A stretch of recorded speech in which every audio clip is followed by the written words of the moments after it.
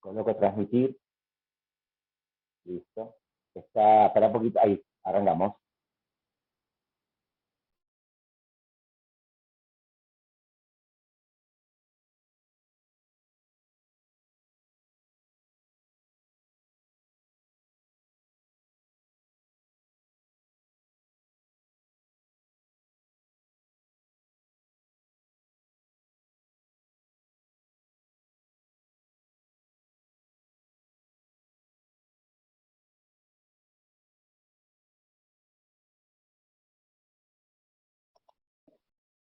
Bueno, si les parece, vamos arrancando. Bueno, bienvenidas, bienvenidos, bienvenides al panel del Eje 6 de las J5, que es el panel que trata sobre salud pública desde la perspectiva multi, inter y transdisciplinaria.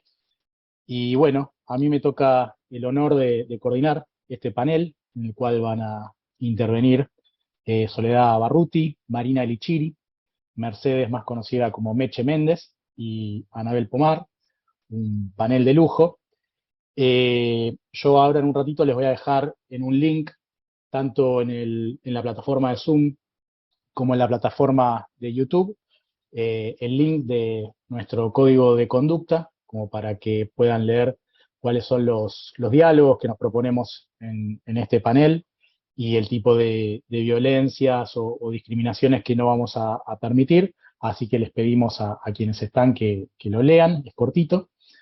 Quienes quieran y puedan identificarse también en relación a qué tipo de pronombre utilizan, si quieren ser reconocidos como él, como ella, o el pronombre que más convenga.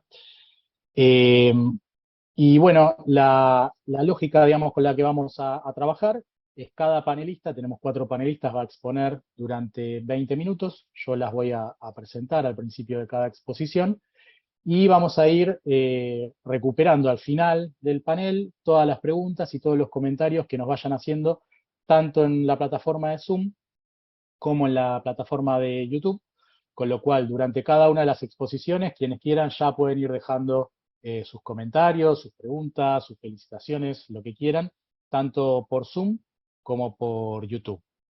Así que, dicho esto, voy a arrancar con la presentación de Soledad Barruti, agradeciéndole a ella y a las 4 panelistas que están acá.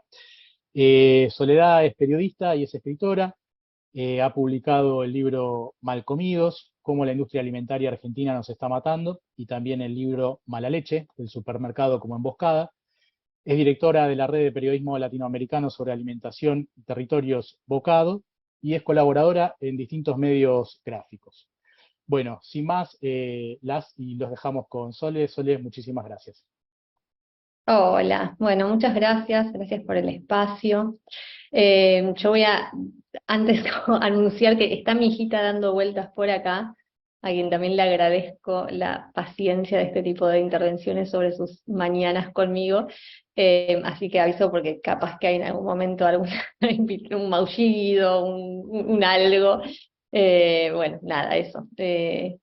Estamos maternando y trabajando, eso es como una especie de constante, y, y bueno, hacemos un poco todo lo que podemos. Bueno, me resulta muy desafiante y oportuno empezar empezar problematizando qué es lo interdisciplinario y por qué lo interdisciplinario está tan sesgado o puesto siempre como en consideración siempre y cuando las disciplinas refieran a ciertas formas como ya preestablecidas que ingresen a los dispositivos desde donde se piensa como lo que está bien, la verdad, o lo que aparece como espacio referido al saber, ¿no? ¿Dónde está eso? Me parece súper interesante, es una cosa que en mi vida profesional fue y sigue siendo un terreno muy conflictivo, digo, por ejemplo, no sé, cuando yo empecé a trabajar sobre el campo y sobre las cuestiones que hacen al agronegocio, uno de los principales obstáculos que tenía era, ella es de la ciudad, si es de la ciudad no puede estar trabajando sobre temáticas del campo. El periodismo siempre además es como un poco impostor, porque el periodismo no tiene una especificidad, por más de que digas me quedo mucho tiempo en un lugar, es cierto, no soy nutricionista, no soy ingeniera agrónoma, no soy ninguna de esas disciplinas que se supone que establecen los principios sobre los cuales se piensa y se dirimen las cuestiones que luego yo voy a criticar desde afuera, o cualquier periodista que quiere ir va a criticar desde afuera. Y para mí fue todo un aprendizaje no sentir justamente ese rol de impostor, sino entender que lo que había ahí era una forma de construir poder a partir de dejar establecido de antemano quiénes eran los únicos que podían hablar de ciertos temas y quiénes no, ¿no? Entonces, como para empezar, ya pues lo tengo por acá, como a mí me gustaría establecer estos dos conceptos que son muy gráficos para entender por qué cuando hablamos de quién puede hablar de ciertos temas, quién se puede posicionar en ciertos temas, quién puede indagar en ciertos temas, quién puede comunicar y divulgar sobre ciertas problemáticas, solamente están autorizados las voces que concentran el poder, que hace que eso no pueda ser ni debatido, ni criticado, ni modificado, si no es dentro de esas comunidades o dentro de esos lugares en donde se distribuye y sobre todo se capitaliza ese espacio de saber y de poder. Y estos dos conceptos, el primero es el de la colonialidad del poder, ¿no? Empezar como entendiendo que cuando se establecen estos lugares, se establecen desde este principio que nos gobierna, que gobierna nuestro sistema, que es el de un patrón de dominación global, que es propio de este sistema moderno capitalista, que se originó con la colonialidad, con el colonialismo europeo, cuando aparece la conquista, y que va estableciendo estas jerarquías y binarios según los cuales existe, como un sujeto primitivo, un sujeto moderno, un sujeto culto, un sujeto salvaje, un sujeto con un conocimiento racional y un sujeto con un conocimiento mágico, y eso obviamente ha ido construyendo de una manera sumamente eficaz y sumamente exitosa una única visión hegemónica que construye el sentido común y que le da valor a lo que vemos y entendemos, ¿no? ¿Y cuál es esa única visión hegemónica y constructora de sentido común? Bueno, desde este sujeto colonial europeo es siempre como europeo, blanco, masculino, heterosexual, católico, rico, y podríamos poner un título habilitante, pero no solo eso hoy en día, sino un título habilitante que además de que además sea ejercido, que ese título habilitante sea ejercido según las máximas y las normas construidas alrededor de este sentido común que todo lo jerarquiza. Y obviamente, bueno, de la colonialidad del poder, lo que se desprende es este segundo concepto, que es el de la colonialidad del saber, que es lo que establece la colonialidad del saber, y que para mí siempre que pensamos en cualquiera de estas temáticas tan conflictivas, que lo que está en juego muchas veces no es la verdad, sino la acumulación de poder y de capital alrededor de disponer y distribuir lo que es real y lo que no, es la colonialidad del saber, ¿no? La colonialidad del saber establece un único lugar de enunciación y de construcción de conocimiento válido.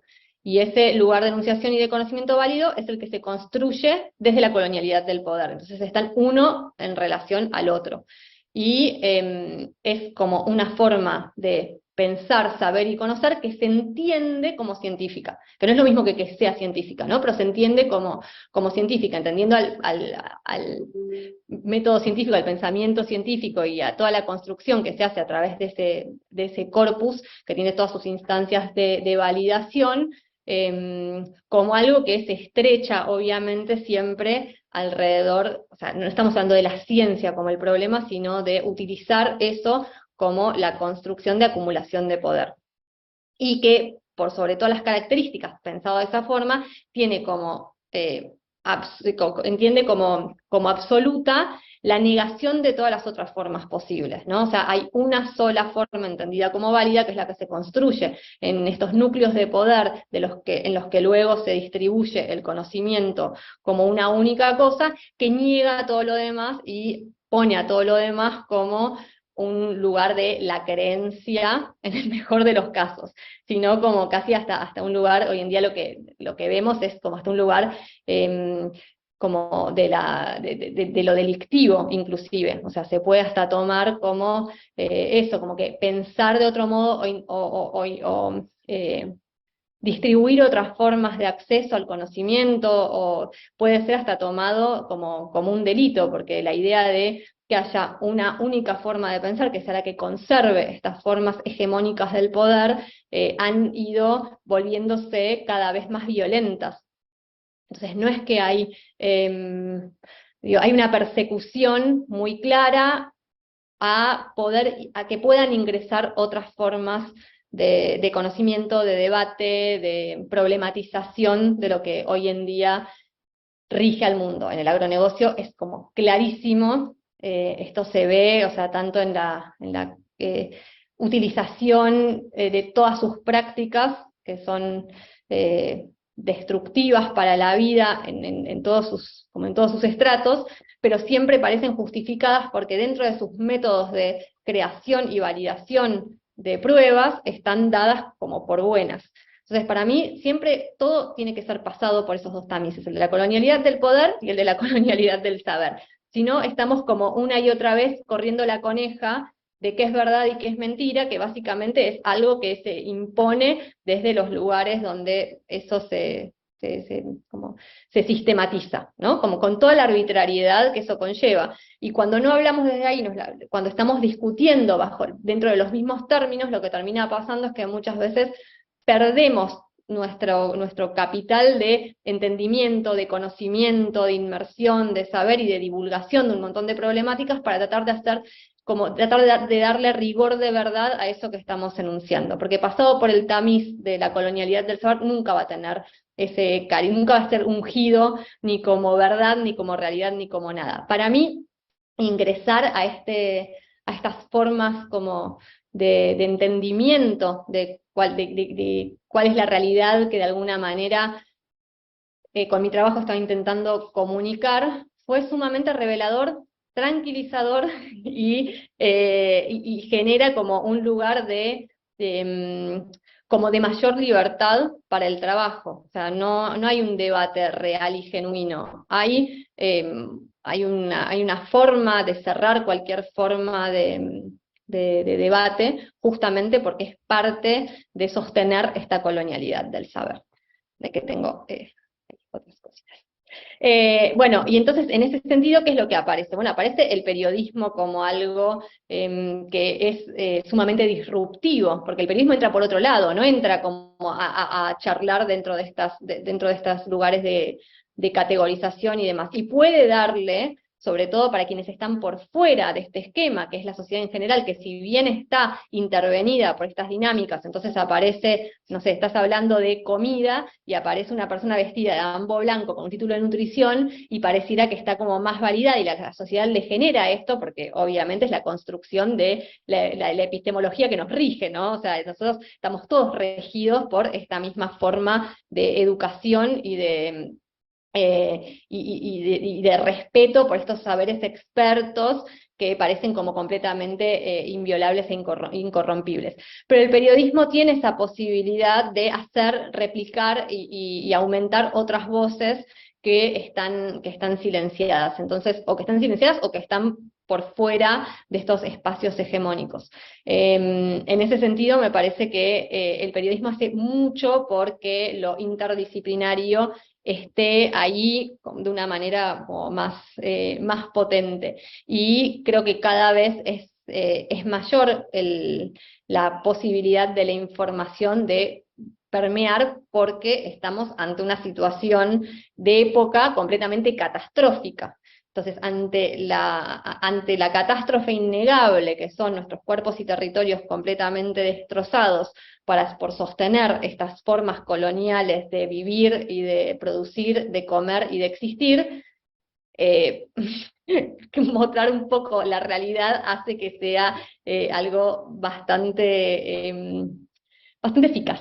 Creo que como nunca antes, yo sí tengo que pensar, cuando saqué mi primer libro hace 10 años, este año se cumplen 10 años, ahora, yo cuando saqué mi primer libro parecía como si estuviera sentándome a decir, no, no, la Tierra es redonda y del otro lado todos, no, pero están las tortugas, o sea, y ahora no, ahora hay, me parece que una creación y una construcción que es importante como entender, está hecha en base al dolor, a la frustración y al sinsentido que tiene la vida en esta sociedad y en esta forma de organizarnos y de relacionarnos entre nosotros, con lo que comemos y con los territorios que habitamos, ¿no?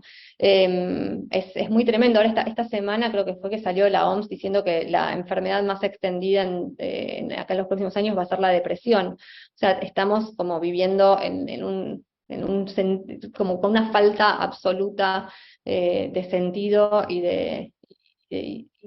como de experiencias vitales que nos vuelvan a nuestra existencia algo más copado, y me parece que ante eso hay una búsqueda más genuina de las personas, y ante esa búsqueda más genuina de las personas hay del otro lado un montón de otras experiencias posibles a ser contadas y a ser conocidas. Creo que el periodismo que viene trabajando en esto hace tanto tiempo, y las personas que obviamente con mucha tenacidad no resignaron y no renunciaron a sus formas de vidas, otras por fuera del sistema hegemónico, hoy en día tienen esas respuestas, esas historias, esas otras formas de vivir y de habitar el mundo a disposición para quien quiera ir a encontrarlas. Entonces, en ese sentido, como lo indeclinable de ciertas otras disciplinas, formas de vivir, formas de pensar, formas de sostener múltiples verdades, me parece que es como que están encontrando en este momento una oportunidad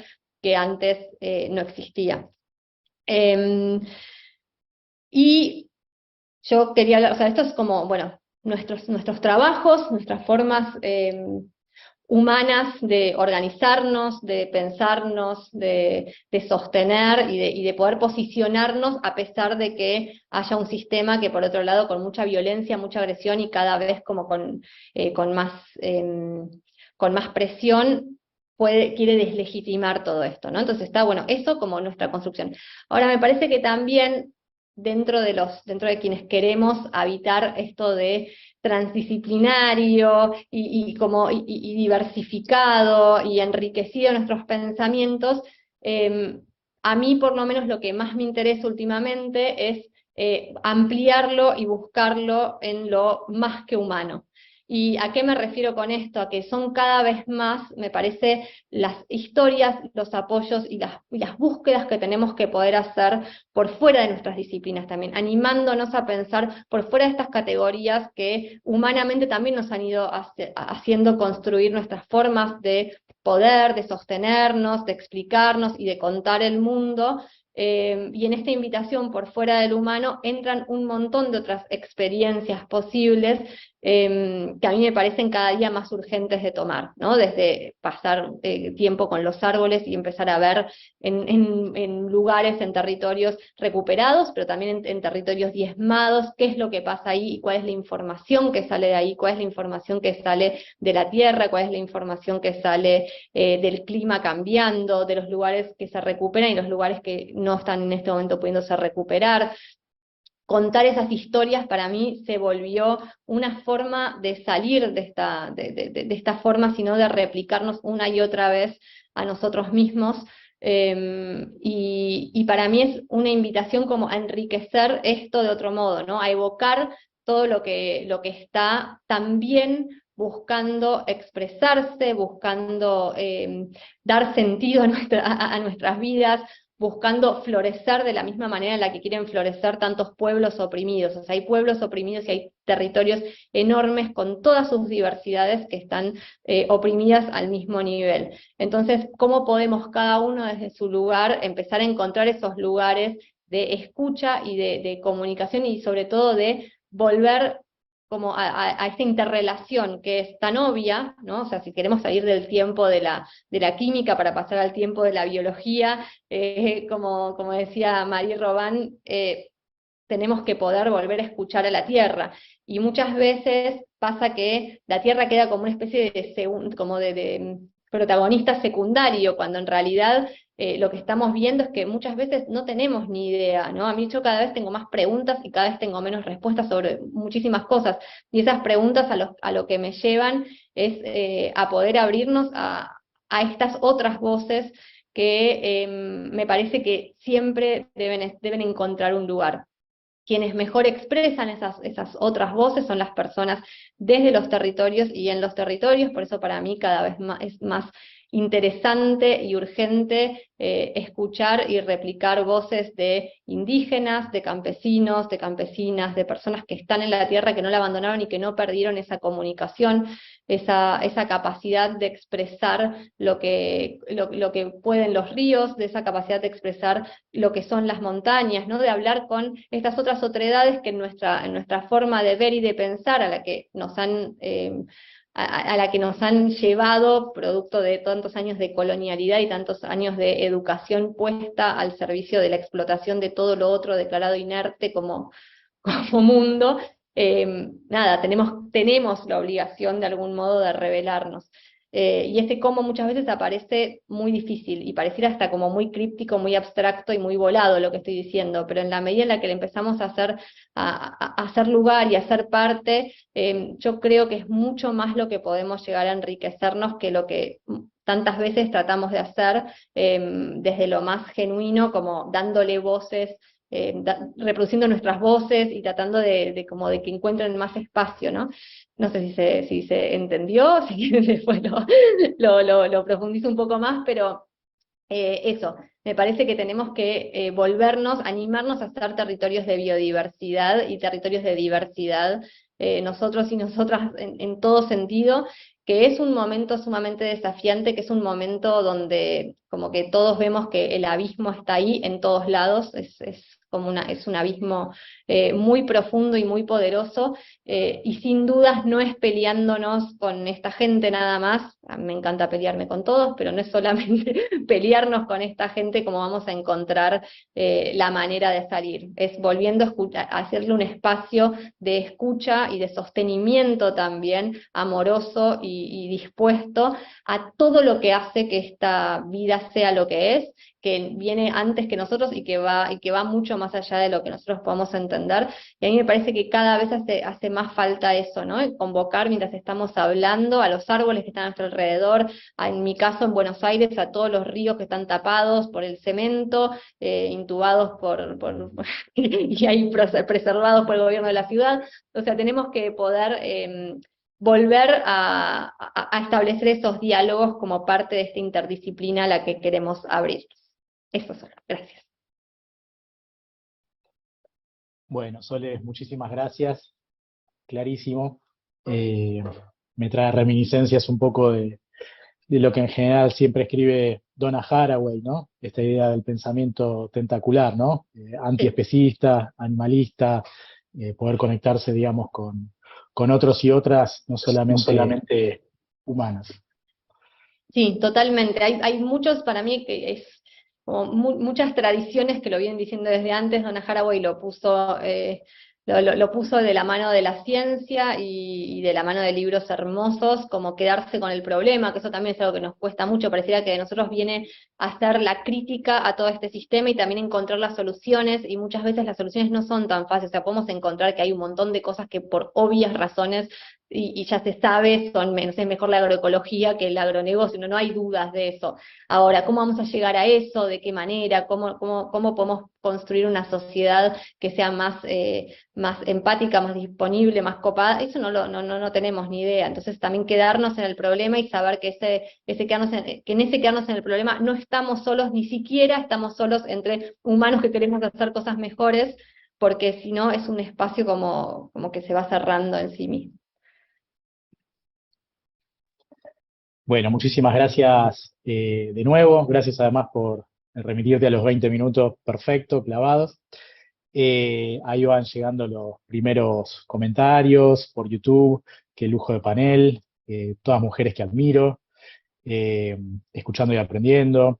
Bueno, y ahí van llegando también las primeras preguntas por Zoom. Pero bueno, como indicamos al principio, vamos a ir dejando planteadas todas las preguntas y después las recuperamos al final de todas las intervenciones. quienes quieran comentar, preguntar, pueden hacerlo tanto por Zoom como por YouTube. Y ahora entonces, sin más, pasamos a la siguiente panelista, a quien también agradecemos muchísimo, que es Marina Elichiri, que es médica especialista en medicina general y cuidados paliativos, activista por los derechos humanos. Marina, un lujo tenerte acá. Muchas gracias. Gracias, Mati, gracias a las compañeras de panel, que efectivamente es un lujo. Y bueno, yo que tengo mañas de médica, tengo un PowerPoint, así que lo voy a compartir. Yo soy parte de dos equipos en los cuales trabajamos con cuidados paliativos y cannabis medicinal, y bueno, Matías me invitó a compartir estas experiencias en el marco del trabajo interdisciplinario, que es siempre una aspiración, obviamente, pero bueno, que creo que tenemos algo para contar. Ahí se ve. Sí, se ve ya tu PowerPoint. Perfecto, bárbaro. Ahí está, bárbaro. Bien. Bueno, primero hago una introducción brevísima a qué son los cuidados paliativos, que me parece que es importante difundirlo porque se conoce poco sobre esta disciplina de la salud, y es un enfoque que justamente pone énfasis en la calidad de vida y en el cuidado integral de personas que tienen enfermedades crónicas incurables, que limitan la vida, y también se presta especial atención al cuidado de su familia o su red. No solo se busca controlar los síntomas físicos, sino también psíquicos, espirituales y sociales a través de un enfoque interdisciplinario, siempre respetando obviamente las creencias y preferencias de esa persona.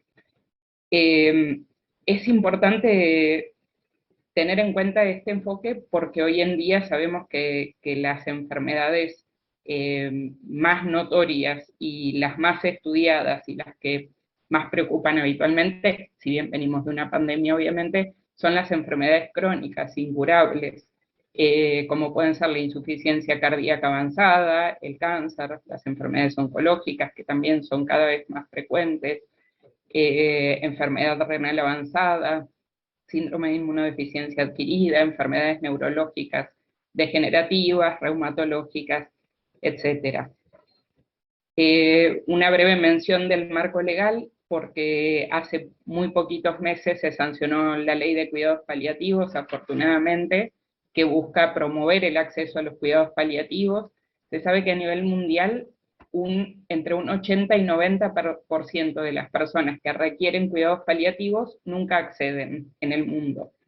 Y bueno, también menciono que ustedes quizás saben que hay una ley nacional desde el 2017 que permite o permitía la investigación del cannabis y sus derivados en el ámbito de la investigación, y que afortunadamente en el año 2020 tuvo una reglamentación mejor, un poco más progresista y garantista, que permite que cualquier persona que requiere utilizar cannabis o sus derivados con fines medicinales pueda hacerlo, pueda cultivar. Se creó el ReproCan, que es el registro de programa de cannabis, y ese es un poco el marco legal con el que trabajamos hoy en día. Y también es cierto que siempre trabajamos por fuera de la ley con todo esto, porque venimos atendiendo con cannabis medicinal desde hace muchísimos años, por la demanda de las personas que atendemos, principalmente en los servicios de cuidados paliativos. Entonces, bueno, la realidad es que nos tuvimos que ir formando en ese camino. El modelo de los cuidados paliativos es un enfoque que tiende a mejorar la calidad de vida de las personas que tienen estas enfermedades incurables y sus familias, fomenta la prevención y el control de los síntomas para evitar el sufrimiento, disminuye las hospitalizaciones, el intervencionismo, el encarnizamiento terapéutico, se afirma la vida y también la muerte como procesos normales, se reconoce la dignidad y la integridad de las personas, sus intereses, sus historias de vida, y el trabajo debería ser interdisciplinario y necesariamente intersectorial. Algo que es importante es, bueno, ciertos cambios de paradigmas. Los cuidados paliativos provienen en buena medida del movimiento hospice, que es un movimiento que tiene raigambre católica a nivel mundial, que tiene que ver mucho con la caridad, con el voluntariado. Entonces, bueno, fue necesario y sigue siendo necesario hacer un cambio de paradigmas para corrernos obviamente de esa visión de la caridad y religiosa o estrictamente religiosa, promover la autonomía de las personas que tienen estas enfermedades, desalentar patrones racistas, clasistas y heterosexistas, abordar la violencia de género, que es un tema difícil en los cuidados paliativos, sobre todo en las personas que están cerca del final de la vida, clarificar mitos sobre opioides, que son medicamentos que utilizamos mucho y sobre los cuales hay mucho desconocimiento, sobre todo en el ámbito médico y en el ámbito de la salud, pero también en la población. Desalentar la visión de la lucha y el fracaso, que es algo que vemos frecuentemente en las noticias, ¿no? Tal persona perdió la lucha contra el cáncer o contra la enfermedad innombrable. Entonces se van creando fantasmas con respecto a las enfermedades y también a la responsabilidad de las personas de vencer una enfermedad que en muchos casos obviamente es imposible de curar o de frenar. Con respecto al racismo, algo que no quiero dejar de decir es, hay un metaanálisis, que son los estudios que en el ámbito de la ciencia hegemónica son los más valiosos, digamos, que se hicieron en Estados Unidos un montón de estudios donde se vio que las personas afroamericanas recibieron 36% menos de tratamiento para dolor agudo que las personas blancas, y las personas latinas un 30% menos. Y en cuanto a la probabilidad de recibir opioides, las personas afroamericanas tuvieron un 35% menos de probabilidad de que les indicaran opioides como morfina, tramadol, codeína para el dolor, y un 26% menos para las personas latinas.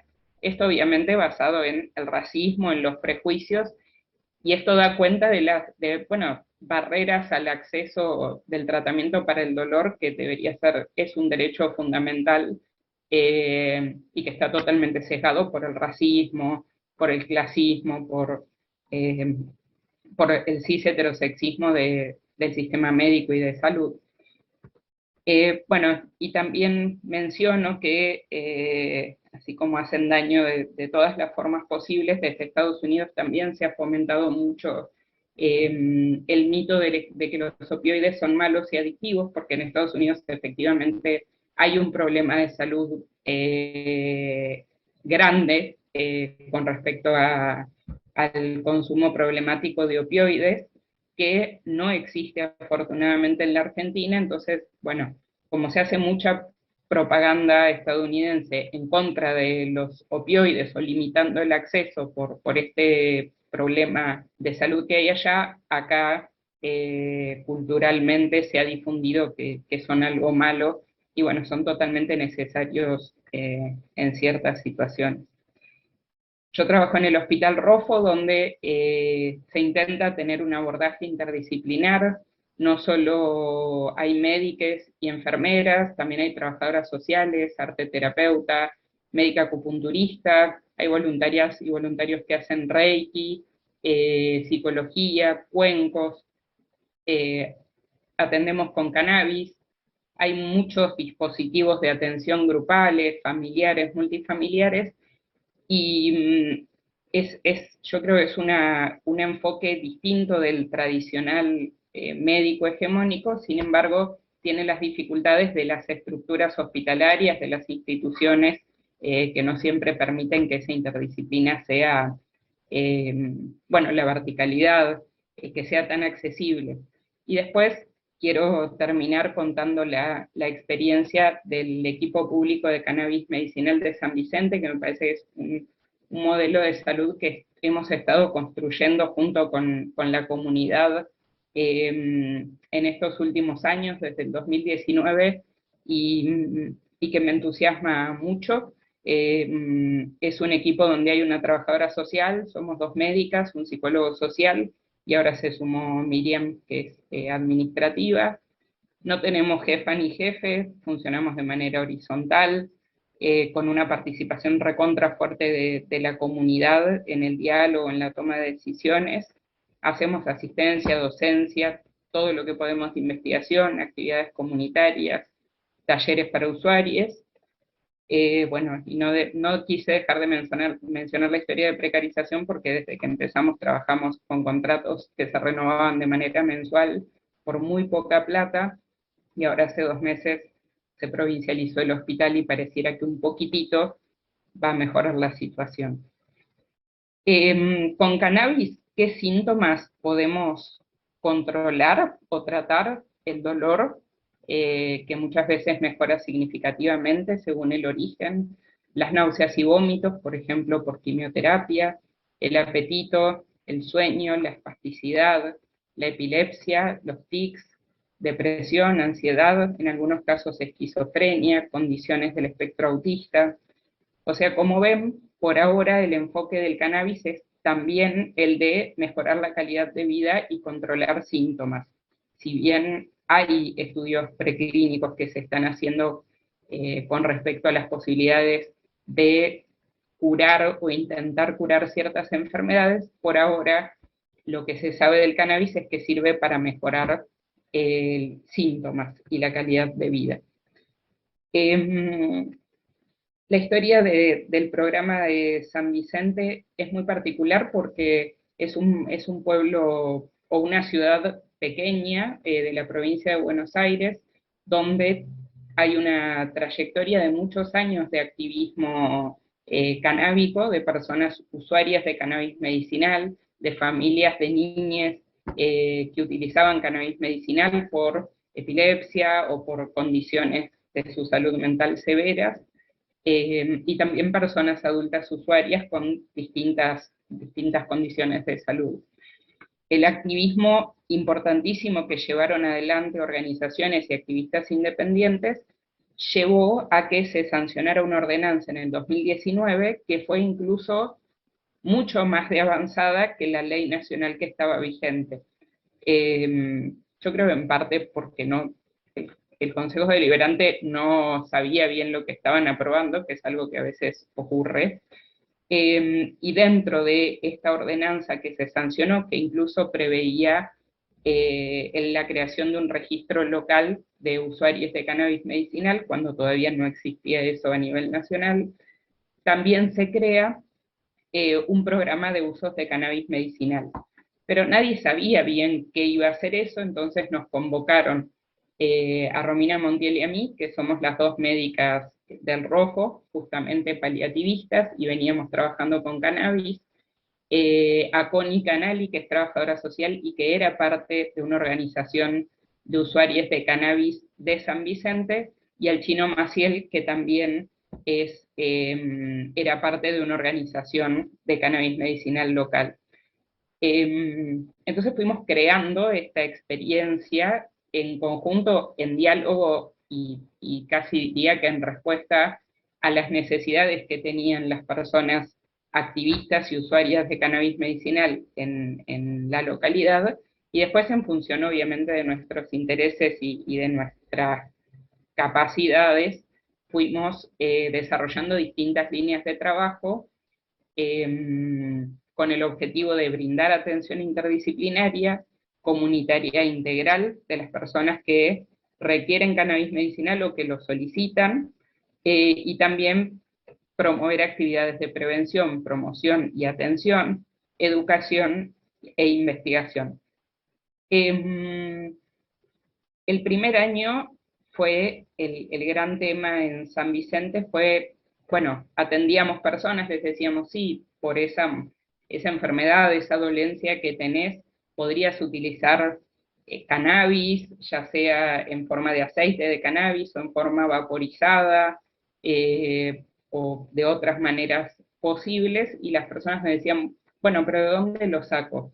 Y esa era la gran respuesta, la gran pregunta, digo, que no tenía respuesta, y que en buena medida sigue a nivel nacional sin responderse, ¿no?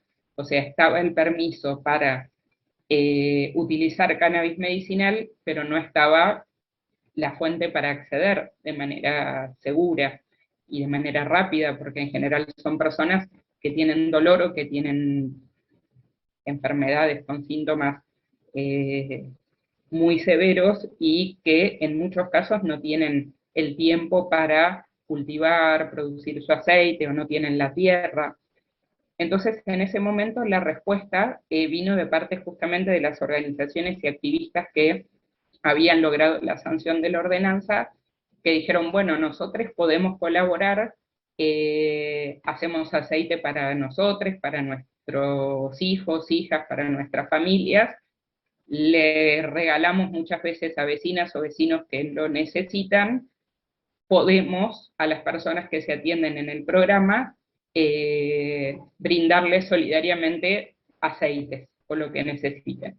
Entonces se formó una red donde las personas se entrevistaban con el equipo de salud en el hospital rural, que fue el lugar que nos dieron, y después se ponían en contacto, si no cultivaban, con personas de esta organización que era Reducam. Bueno, esto duró un año y pico, donde incluso en los análisis que hicimos de las personas que atendimos durante los primeros 2 años, la principal fuente de obtención de aceites era efectivamente esta organización, muy por encima del autocultivo y de la compra, que es algo que en San Vicente es muy poco habitual y que es distinto, yo lo tengo clarísimo, de lo que ocurre en el resto del país. Después voy a volver sobre este tema, y otra cuestión que sí quiero mencionar es que en San Vicente no solo vemos personas que tienen enfermedades crónicas incurables, sino cualquier persona que quiera consultar por cannabis medicinal. Sin embargo, vemos a muchas personas que tienen lo que en cuidados paliativos llamamos dolor total. Dolor total es algo que una paliativista hace años, que se llama Cicely Sander, definió como un dolor absoluto y severo, no solo físico, sino también psíquico, espiritual y social. Son esas personas que en paliativos a veces lo vemos, que dicen, me duele todo, me duele el alma. Entonces, bueno, fue un equipo que en buena medida se forjó con esta demanda y con estas necesidades y con estas características tan especiales de la población que atendemos. Dentro de las actividades que hacemos, como les decía, está la asistencia en consultorio, en internación y también en domicilio. Muchas veces hemos visto, pocas veces hemos ido a atender a personas en domicilio en fin de vida. Se crearon a partir de las necesidades que fuimos detectando y también de la experiencia especialmente del chino, que es psicólogo social y que nos aportó una mirada fundamental, creo, para el programa y el equipo, que es la de la necesidad de los grupos, del acompañamiento, de la red de las personas que veíamos que venían en buena medida por su historia de dolor, de sufrimiento, sumamente aisladas, y también con una historia de haber sido rechazadas en todos los ámbitos del sistema de salud. Entonces, en general, personas muy recelosas, muy desconfiadas de los profesionales de la salud, y con mucha razón. Por ese motivo se crearon los grupos de intercambios de experiencias y saberes, se empezaron a hacer jornadas abiertas para dar respuesta a la falta de acceso a derivados de cannabis medicinal. Entonces empezaron a hacer jornadas en el hospital de cultivo con referentes comunitarios, de elaboración de aceites de cannabis. Las características de la población que atendemos siempre fueron sobre todo mujeres adultas. Algunas tienen obra social, pero ninguna de esas obras sociales les brinda la atención que necesitan. Y como les decía, en cuanto al método de acceso al cannabis, durante el primer año y medio fueron de programa, ¿no?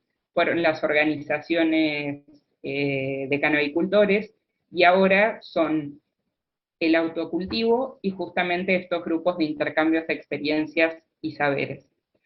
Y la mayor parte de las personas que atendemos consultan por dolor asociado a alguna otra enfermedad, principalmente cáncer, fibromialgia, artritis, artrosis, migraña, lesiones neurológicas, así como también epilepsia, ansiedad, depresión, fobias, sufrimiento existencial y en muchos casos dolor total.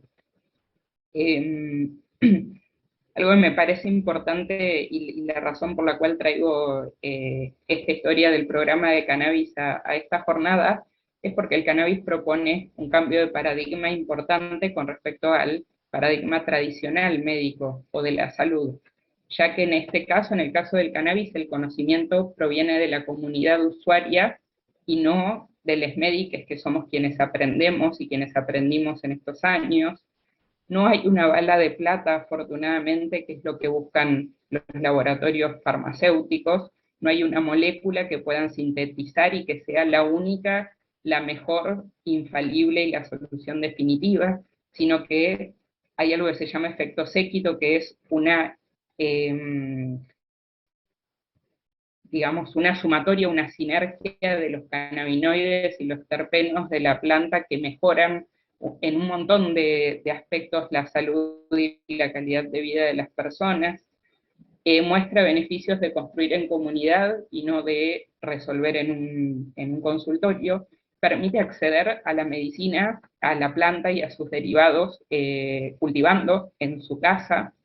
El cannabis es sumamente seguro, no tiene dosis letal, y en el programa hemos intentado integrar el arte en cada encuentro, la promoción de salud, y la participación comunitaria. Y ya para cerrar, les muestro lo que han sido los grupos de intercambios, experiencias y saberes que surgieron como talleres de personas que atendíamos en el programa, en muchos casos personas adultas y adultas mayores, muy aisladas, con mucho sufrimiento físico, pero también psíquico y espiritual, y surgió como un espacio donde pudieran contar, compartir y repensar sus saberes vinculados a la salud. Los factores que determinaron la creación de estos grupos fueron, como les digo, las redes sociocomunitarias frágiles, la escasa o nula participación de esas personas que atendíamos en espacios colectivos, su sensación de soledad, que es algo habitual, el aislamiento, la falta de turnos para psiquiatría y psicología, que es habitual en el sistema público de salud, la imposibilidad de acceder al cannabis por su propia cuenta y el interés que referían de participar en grupos. Entonces ahí les muestro algunas fotos de lo que fueron los grupos dentro del hospital cuando hacía frío y después, bueno, fueron en el patio. Ahí ven una foto donde estamos en uno de los talleres con una planta de marihuana dentro del hospital, justo que el lugar donde podíamos ocupar era la capilla, así que era bastante cómico. Esta fue también una actividad del grupo con música, con arte, donde las personas también se sienten identificadas y tienen momentos de conexión y pueden interpretar su sufrimiento, reinterpretarlo con diversas artistas que han ido a leer poesía sobre salud mental, por ejemplo, o a promover actividades artísticas para que participen las personas del grupo. Bueno, y ya me pasé del horario, pero obviamente en el ámbito del cannabis medicinal especialmente hay un montón de dilemas y conflictos que me parece importante seguir charlando y, como decía Soledad, quedarnos con el problema vinculado a los conflictos entre la circulación comunitaria de cannabis, que es algo que festejamos, y el patentamiento de semillas, la biodiversidad y los intereses de generar seguramente monocultivos, que probablemente con agrotóxicos, que es lo que no quisiéramos para las personas que atendemos, la importancia de la experiencia y el conocimiento acumulado durante cientos de años versus la medicina basada en la evidencia o el modelo científico que realmente es limitado, puede ser sesgado, depende de los recursos que en general tienen los laboratorios farmacéuticos y que no tenemos quienes trabajamos o somos activistas. Y bueno, nada, hay personas que hoy en día, médicas y médicos, que están siendo ya, que reciben pagos, viajes, congresos de laboratorios que elaboran derivados de cannabis medicinal, y todo esto trae una sumatoria de potenciales conflictos a los que tenemos que prestarles atención. Les agradezco mucho su atención y por aquí ya dejo. Bueno, Marina, muchísimas gracias. A vos también. Súper interesante ese cruce interseccional, intersectorial e intero-transdisciplinario. Realmente muy interesante. Y bueno, algunas de las cosas que fuiste mencionando seguramente también se van a cruzar o van a entrar en diálogo con la intervención de nuestra siguiente panelista, que es Meche Méndez, que es licenciada en enfermería, que trabaja en la unidad de cuidados paliativos justamente del Hospital Garrahan y que es militante anti-extractivista. Bueno, Meche, te escuchamos. Estás muteada.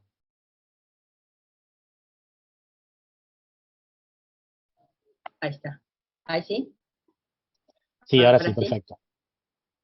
Bueno, te decía que, bueno, un agradecimiento a vos y a todo el equipo y también al panel de poder compartir este momento. Siempre me pone un poco nerviosa hablar, no es lo mío. Y estaba viendo la manera de poder contar un poco qué es lo que vinimos haciendo en el hospital a raíz de todo este tema del modelo agroindustrial, del modelo extractivo. Y bueno, la otra vez hicimos una charla con Mati, teníamos más tiempo, y hice un power y mostré un montón de documentación, que eso después Mati capaz que si a alguno le interesa puede compartir el link, porque ahí había muchos documentos, pero pensando cómo lo podía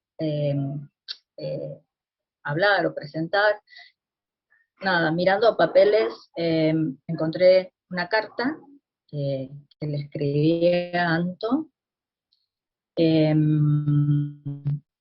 y me parece que está bueno. Anto es una nena, una adolescente de la ciudad de Lavalle.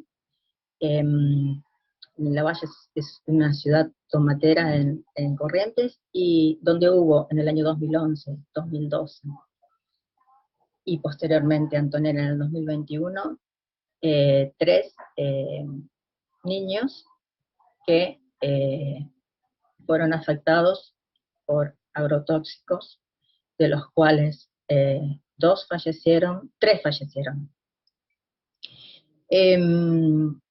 Yo voy a leer su carta, no tal cual como la hice, sino con algunas intervenciones para agregar algo más, y un poco porque el caso de las tomateras es como paradigmático de lo que es una afectación aguda por estos venenos, y lo que puede ser una afectación en lo crónico. Acá en el Hospital Garrahan, por lo menos desde mi punto de vista, y hablo a nivel personal, con todo lo que puedo llegar a mostrar acá, no a nivel institucional, reitero, atendemos pacientes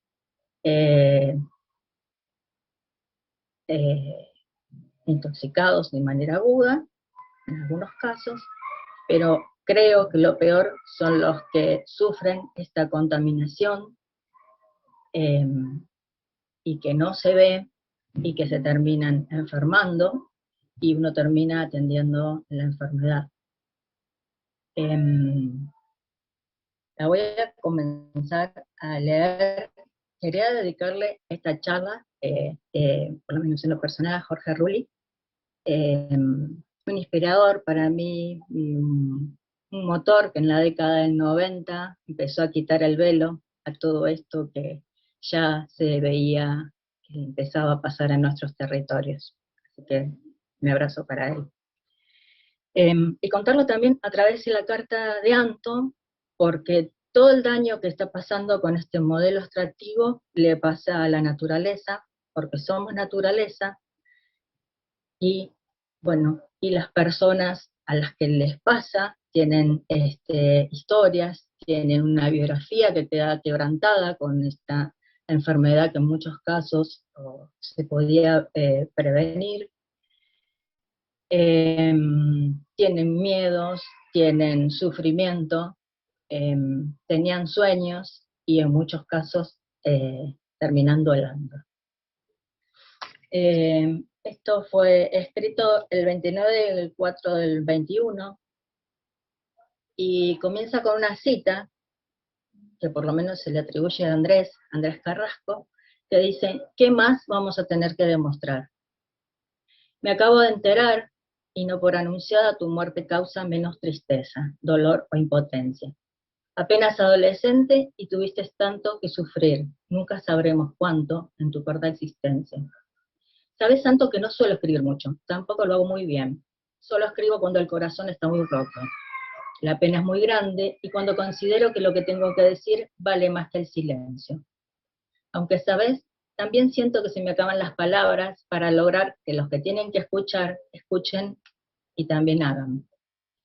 Mi relación con tu familia y tu Lavalle querido, lamentablemente no fue por algo feliz, no. Fue a partir de otras situaciones de enfermedad y muertes extremadamente evitables. Durante el año 2011, el pequeño Nicolás y su prima Celeste fueron intoxicados de manera aguda por los venenos de la producción de tomates de esa ciudad. Tomates que todos consumimos, claro. Y un año después, en mayo del 2012, más precisamente el pequeño José, Kili, como lo nombraban, tu pequeño hermanito de 4 años, también fue alcanzado por los venenos esparcidos impunemente en ese hermoso lugar de la provincia de Corrientes. Nicolás murió en Corrientes. Celeste y Kili tuvieron el privilegio de llegar a la alta complejidad del Hospital Garrahan. En cuanto a Kili, la alta complejidad no alcanzó para salvar su vida. Creo que no te lo había contado, pero el año 2011, en mi vida, marcó un antes y un después. Estos hechos que narro fueron parte de ese quiebre. Desde entonces visité muchos lugares fumigados, recogí y difundí testimonios de los damnificados, y entre esos lugares conocí Lavalle, la belleza del lugar, y también observé in situ la situación de exposición continua y permanente a un modelo de agricultura que envenena, enferma y mata. Viví junto a las familias el vergonzoso primer juicio por Nicolás y Celeste, donde absolvieron a sus envenenadores.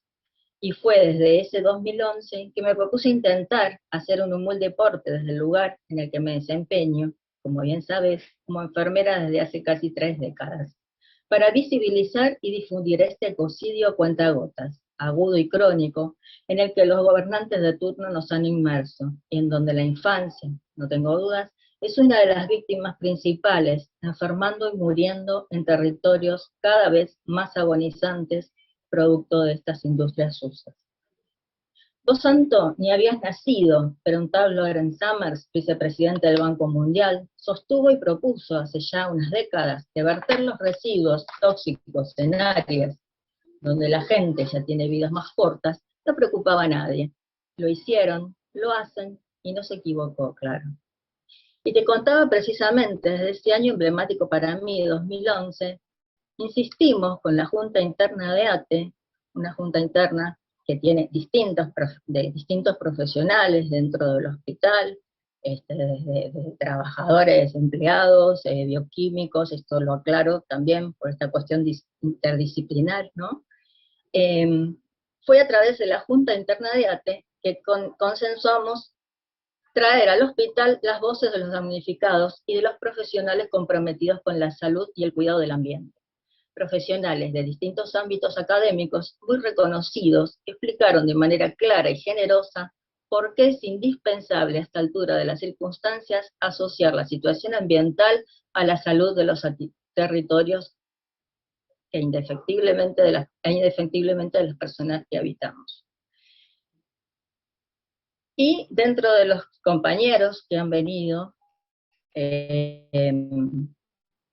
que hemos invitado para las distintas charlas que hicimos en el 2011 hasta ahora,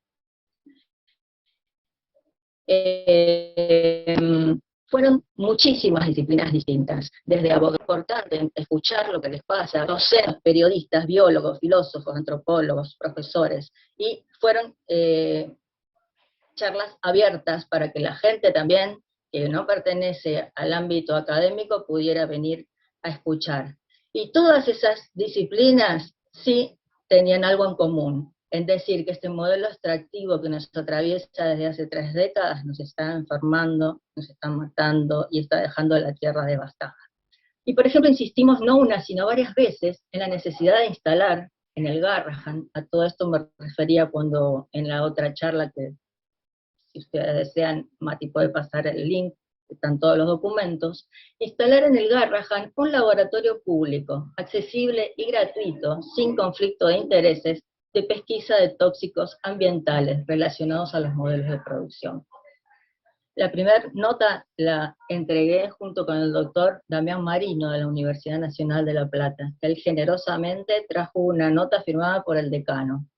2 años después, 2 veces después, en años posteriores y con distintas administraciones, las repliqué, pero nunca tuvimos respuesta. Entonces me sigo preguntando, ¿cómo puede ser que a esta altura aún no se tenga en cuenta qué pasa en el ambiente de donde provienen ustedes, los pacientes? ¿Qué pisan, respiran, tocan o toman? ¿Y sus padres? ¿Qué sustancias, venenos, tóxicos cargan ustedes en sus cuerpos? Lamentablemente, Anto, siento que nadie escucha.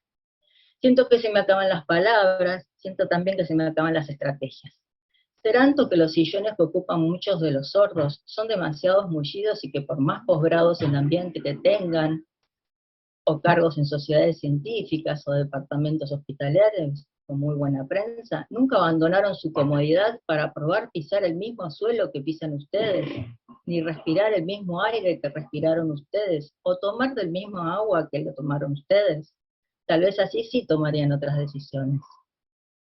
Parece, Anto, que al trasero les pesa mucho, y no pueden levantarlo para saber qué pasa en esos territorios, envenenados, arrasados por modelos de producción que cada vez profundizan más este ecocidio.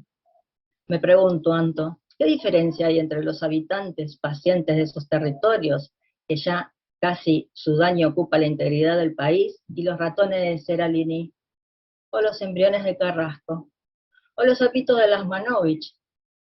Esto que he dicho de manera sencilla, a muchos les puede causar hasta gracia. Tal vez esconde lo más profundo de todo lo que me sale contarte como homenaje y despedida.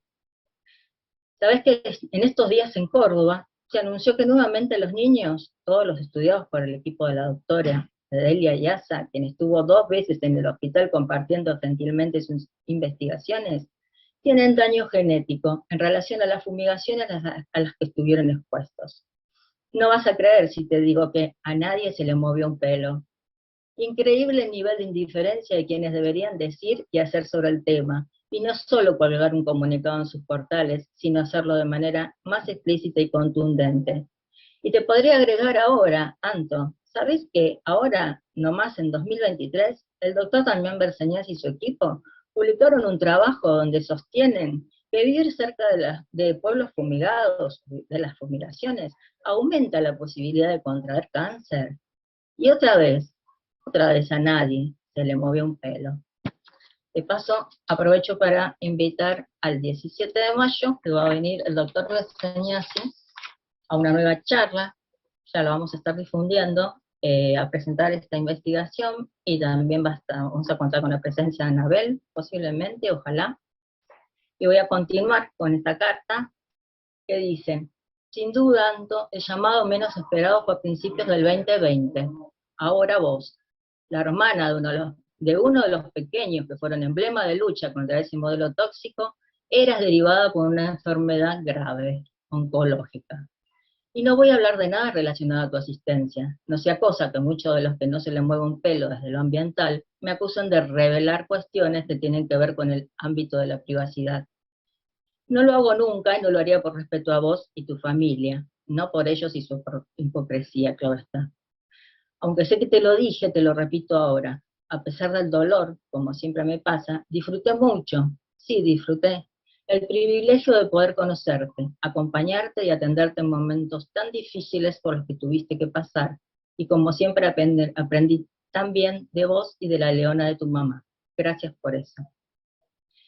Pero ¿sabés que un informe del año 2019, que fue la continuidad de una denuncia que hice en la Defensoría del Pueblo de la Nación en el año 2013, después del caso de Nicolás y la muerte de Kili, sobre la situación allí en Lavalle, y que fue muy tardío, por cierto, reconoce que el ambiente tóxico que en 2011 y 2012 se llevó la vida de Nicolás y Kile y enfermó gravemente a Celeste, continuó exactamente igual o peor en toda la zona, por lo que no quedan dudas del ambiente extremadamente tóxico en el que vos, Anto, debiste seguir viviendo, creciendo, enfermando durante todos estos años, lamentablemente también muriendo a tan temprana edad.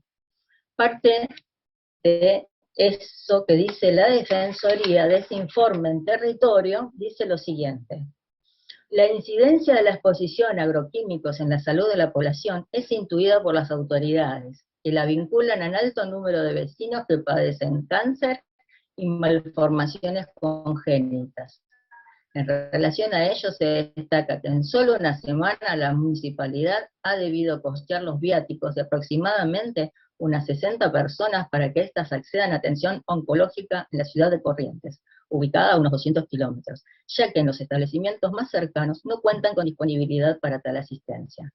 Relatan que han inaugurado en 2018 un centro de estimulación temprana para niños y adolescentes con discapacidades, pero que la cantidad de personas que demandan atención ha superado la expectativa inicial, debiendo abrir nuevos turnos, lo que evidencia que el problema es más extendido de lo que se suponía. Y lo que es peor, le sigo diciendo Anto, algunos que se dicen expertos sostienen que estas cosas aún no pasan.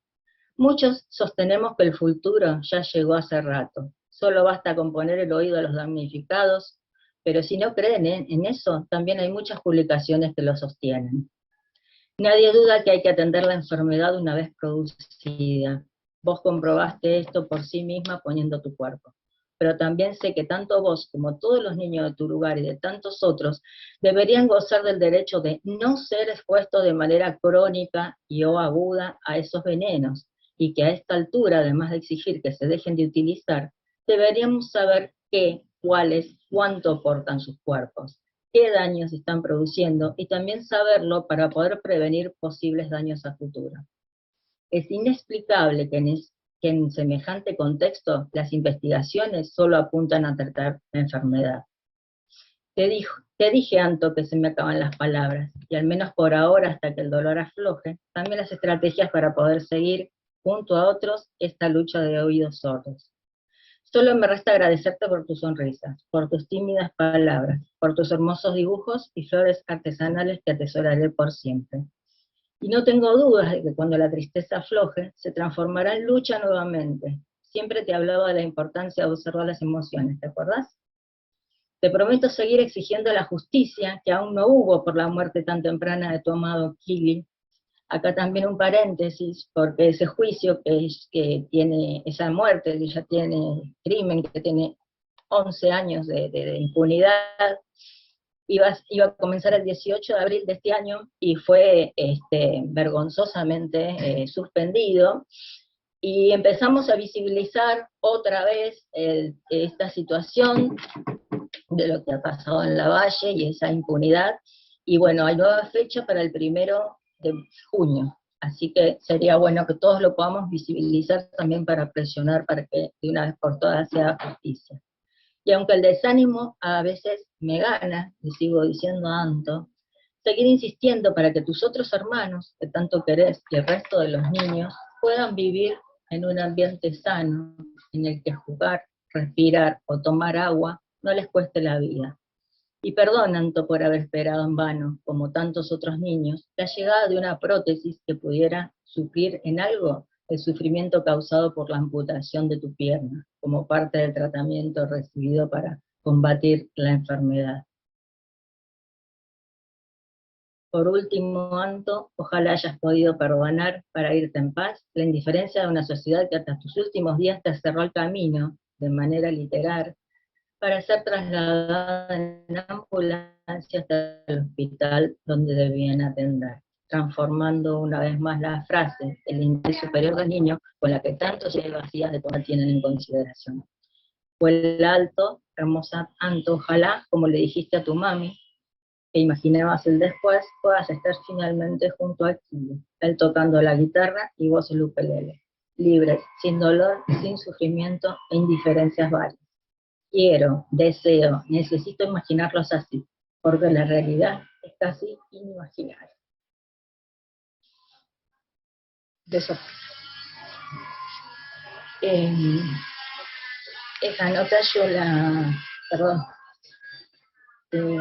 la difundí con una frase en su investigación que usó la doctora de Yersay del equipo,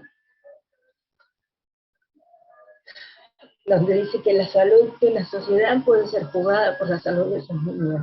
Esto supone la identificación precoz de riesgos prevenibles, la traducción inmediata de estos conocimientos en intervenciones eficaces con políticas.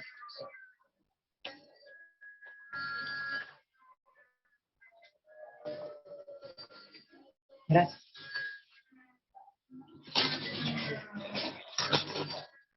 Bueno, Meche, muchas gracias de nuevo por tu intervención. Qué difícil se nos hace seguir, como me ha pasado ya en otras ocasiones, que te invitamos a hablar, también cuando vos generosamente nos invitaste a hablar al Garrahan. Nada, un poco la conexión, ¿no?, entre esto que vos contás. Me quedaba pensando en una de las diapositivas que mostró también en su momento Marina, esta idea que ella presentaba de poder mostrar que la muerte también es normal, pero justamente esta idea de que la muerte es normal en un sistema que niega la muerte, ¿no?, que nos hace estar permanentemente en una ruedita, viviendo para el trabajo, sin poder prácticamente descansar, y en donde parece que vamos a vivir para siempre, pero en realidad la vida se acaba. Pero a la vez, lamentablemente, una muerte que es normal en un sistema que te condena a morir, ¿no?, que te condena a morir, como bien decías vos, lamentablemente por pesticidas, por herbicidas, en el caso de los trabajadores del subte, con el asbesto, bueno, lo que tiene que ver con tantos asesinatos laborales en distintos lados. Así que bueno, nada, vamos a seguir un poco con lo que comentaba Meche. Yo dejé Meche ahí ya tanto en la plataforma de Zoom como en la de YouTube, el link de la charla a la que hacía referencia, donde pueden ver también todos Gracias. los documentos que mencionaba Meche. Y ahora, bueno, una sí. sola aclaración. Yo cuando en ese momento, ayer, pensé en leer y hacer la presentación a través de la nota, de la carta de Anto, primero dije, es un golpe bajo. Y después dije, no es un golpe bajo, porque el golpe bajo es que un niño se muera de algo que puede ser prevenible. Se muera por las acciones o por políticas, incluso a Estado, que no deberían existir. Eso es fuerte. Sí, totalmente, Meche. Es así, y me parece que en todo lo que tiene que ver con justamente la discusión, el debate en relación a los efectos del extractivismo, donde lamentablemente en lo que tiene que ver con nuestra comunidad científica, y como bien contaba en una de las charlas, en uno de los paneles anteriores, Rafael Lasmanovich, tenemos que estar discutiendo sobre si los informes que presentaron, los papers que publicaron en revistas internacionales, trabajaron solamente con 13, con 16 o con 20 peces y no mostraron 100 o 1000, donde lamentablemente cada vez que Carrasco mostraba alguno de sus resultados, el Estado, el Ministerio o el CONICET le decía que eso no estaba bien probado. Bueno, me parece que este tipo de ejemplos que mostrás vos, seguramente lo que ahora nos va a contar un poco Anabel, termina justamente de mostrar lo que realmente pasa, ¿no? El propio Carrasco lo decía. Cuando vos tenés comunidades fumigadas, cuando vos tenés a las madres de Ituzaingó, distintos sectores de la sociedad que vienen a reportar que existen malformaciones, que existen enfermedades, las pruebas en laboratorio solamente sirven para confirmar algo que ya es obvio, ¿no?, cuando las propias comunidades lo han percibido en sus propios cuerpos y territorios. Bueno, sin más preludios, pasamos entonces a la última intervención. Ya hay varias preguntas y comentarios en en las dos plataformas. Quien quiera preguntar, comentar, lo puede seguir haciendo. Tenemos como última expositora a Anabel Pomar, a quien también agradecemos. Anabel es periodista y es activista ambiental y es vecina integrante de Exaltación Salud. Te escuchamos, Anabel. Sí, recién pensaba cómo no se va a emocionar Meche. Digo, pero Meche cuida a esa gente. El tema es cómo no nos vamos a conmover, qué pasa que no nos conmueve a todos y a todas, al resto, ¿no? O sea, yo vivo en un pueblo fumigado y cada vez que escucho la historia de alguna de las personas sé que no son ni estadísticas, ni un, no sé, integrante de un grupo de estudio, de un muestreo para engrosar el paper de no sé quién, el currículum de no sé cuánto, son personas así. O sea, atrás de esos chiquitos hay responsables y culpables, porque la muerte, sí, no hay seres inmoribles, todos vamos a morir. El tema es cómo y cuándo, y este modelo del agronegocio, los transgénicos y los agrotóxicos nos están matando. Digo, hay libros también sobre eso, ¿no? Todos conocemos el libro hermoso de tristeza, ¿no? Igual ahí adentro, pero súper útil, que ha escrito el doctor Bersegnazzi y el Ale Ballini, ¿no? Hasta eso, nos están cambiando la forma de morir. El tema es cuando hablamos de salud pública, ¿qué pasa? Que eso no mueve en nada, absolutamente en nada, lo que es el sistema de salud pública. O sea, yo pensaba, cuando leía el título de la charla, ¿no? Y decía, bueno, a ver, ¿qué entenderíamos por salud pública? Y no es mi trabajo conceptualizar eso, pero básicamente de la salud pública uno espera la atención, y en realidad eso va segundo, porque lo primero que espera es la prevención. Y el caso de, no iba a empezar por este lado, pero lo que acaba de decir Meche es clarísimo en cuanto a la el criminal accionar, porque empecemos a llamar las cosas como corresponden. Es criminal que un sistema de salud no registre. ¿Cómo no registre? Si están las pruebas. O sea, fallecen 2 pibes, o sea, estamos escuchando, ¿no? 2 criaturitas, 2 niños, fallecen en un lugar con 1 año de diferencia. La primita del primero termina con daño hepático fulminante. Criaturas de infancia, o sea, jugando ahí, se envenenan. No pasa nada con eso, no se investiga eso, llega tarde el abordaje, llega después la Defensoría a decir, digo, es la Defensoría del Pueblo de la Nación, no era cualquier cosa. Ahí llegaron las denuncias de Meche, tiene que ser una enfermera la que presente eso. Cuando llega la Defensoría, que descubre que el municipio sabía que las aguas estaban contaminadas, que la gente vivía al lado de lugares contaminados, que ambientalmente era riesgoso. La Defensoría dice lo mismo, encuentran bidones de sustancias prohibidas, encuentran todo eso y dicen, recomendamos transición a la agroecología y hacer algo. Bueno, ¿qué pasó que no se hizo nada? Años después de eso se muere la hermana de ese chico. En ese momento la municipalidad, lo dijo Meche recién, perdón Meche, pero es como lo vuelvo a escuchar y me subleva. 60, le ponían 60 remises a la gente para irse a hacer el tratamiento de cáncer a otro lugar. Entonces ahí el sistema de salud público está fallando. ¿Qué? En la prevención, porque permiten agrotóxicos, plaguicidas altamente peligrosos, que enferman y matan. Y ahí mataron y también enfermaron. Falla en prevenir, también falla en dar atención. ¿Dónde fueron esa gente? Se tiene que ir a otro lado, ni siquiera tenés. Entonces tenemos un sistema público de salud, un ministerio de salud que no interviene en la aprobación de esos agrotóxicos, no interviene, yo no lo entiendo, somos el país más pulverizado del mundo y el Ministerio de Salud no tiene nada para decir sobre eso, no interviene en la aprobación. Ok, no intervienen, son otras carteras hablando como era esto de las distintas, me salen mal las palabras, a mí disculpen la falta de academia, lo de multidisciplinario, abordaje de otro lado, producción, ambiente, son otros los que opinan. Salud no tiene nada para decir.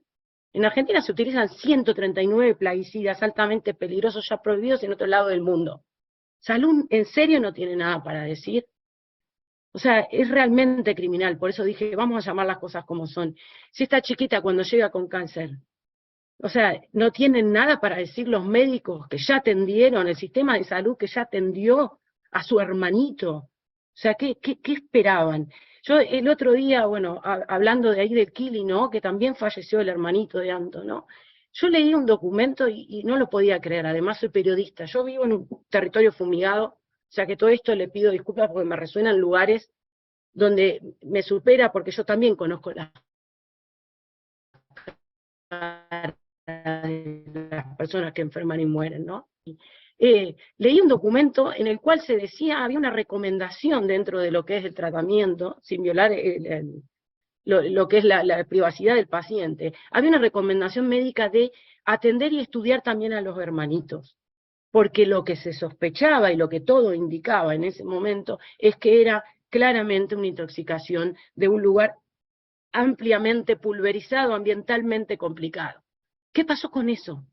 ¿Qué pasó con eso? O sea, no pasó nada, claramente no pasó nada, pero sí pasa. La hermana Anto fallece de cáncer después. Entonces yo creo que ahí no son casualidades. Y no tiene que ver con que todos somos personas vivas y vamos a morir. O sea, no tiene que ver con eso. Estas personas están siendo sistemáticamente, no voy a ser la primera que lo nombra, también sabemos de que ya hay prueba de esto. Ahora, ¿qué se entiende por toxicidad cuando se habla de agrotóxicos? ¿Qué entiende este ministerio que no está? O sea, no participa. O sea, su forma de estar, disculpen igual, voy a corregirme a mí misma, su forma de estar, o sea, de no estar es la forma de estar. Ese silencio, esa complicidad es lo que lo hace peor todavía. Ese Ministerio de Salud, ¿dónde estaba ese día? Para que se desate una alerta. Yo no lo entiendo cómo es. No trabajo ahí adentro, tampoco soy médica, y también recuerdo ahí que Mecha hablaba de los casos de Corrientes. Cuando este chiquito llega a Corrientes intoxicado y la familia referencia, lo primero que referencia a la familia es que 20 días antes se le habían muerto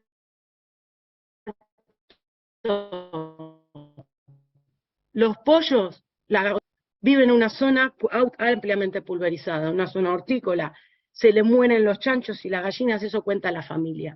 En el primer hospital en el que le pueden hacer un estudio sobre tóxicos para saber por qué estaba, o sea, entienden de que ese chico está intoxicado, el primer estudio de salud que le hacen para detectar qué tóxicos tenían fue de cocaína, marihuana y un ansiolítico.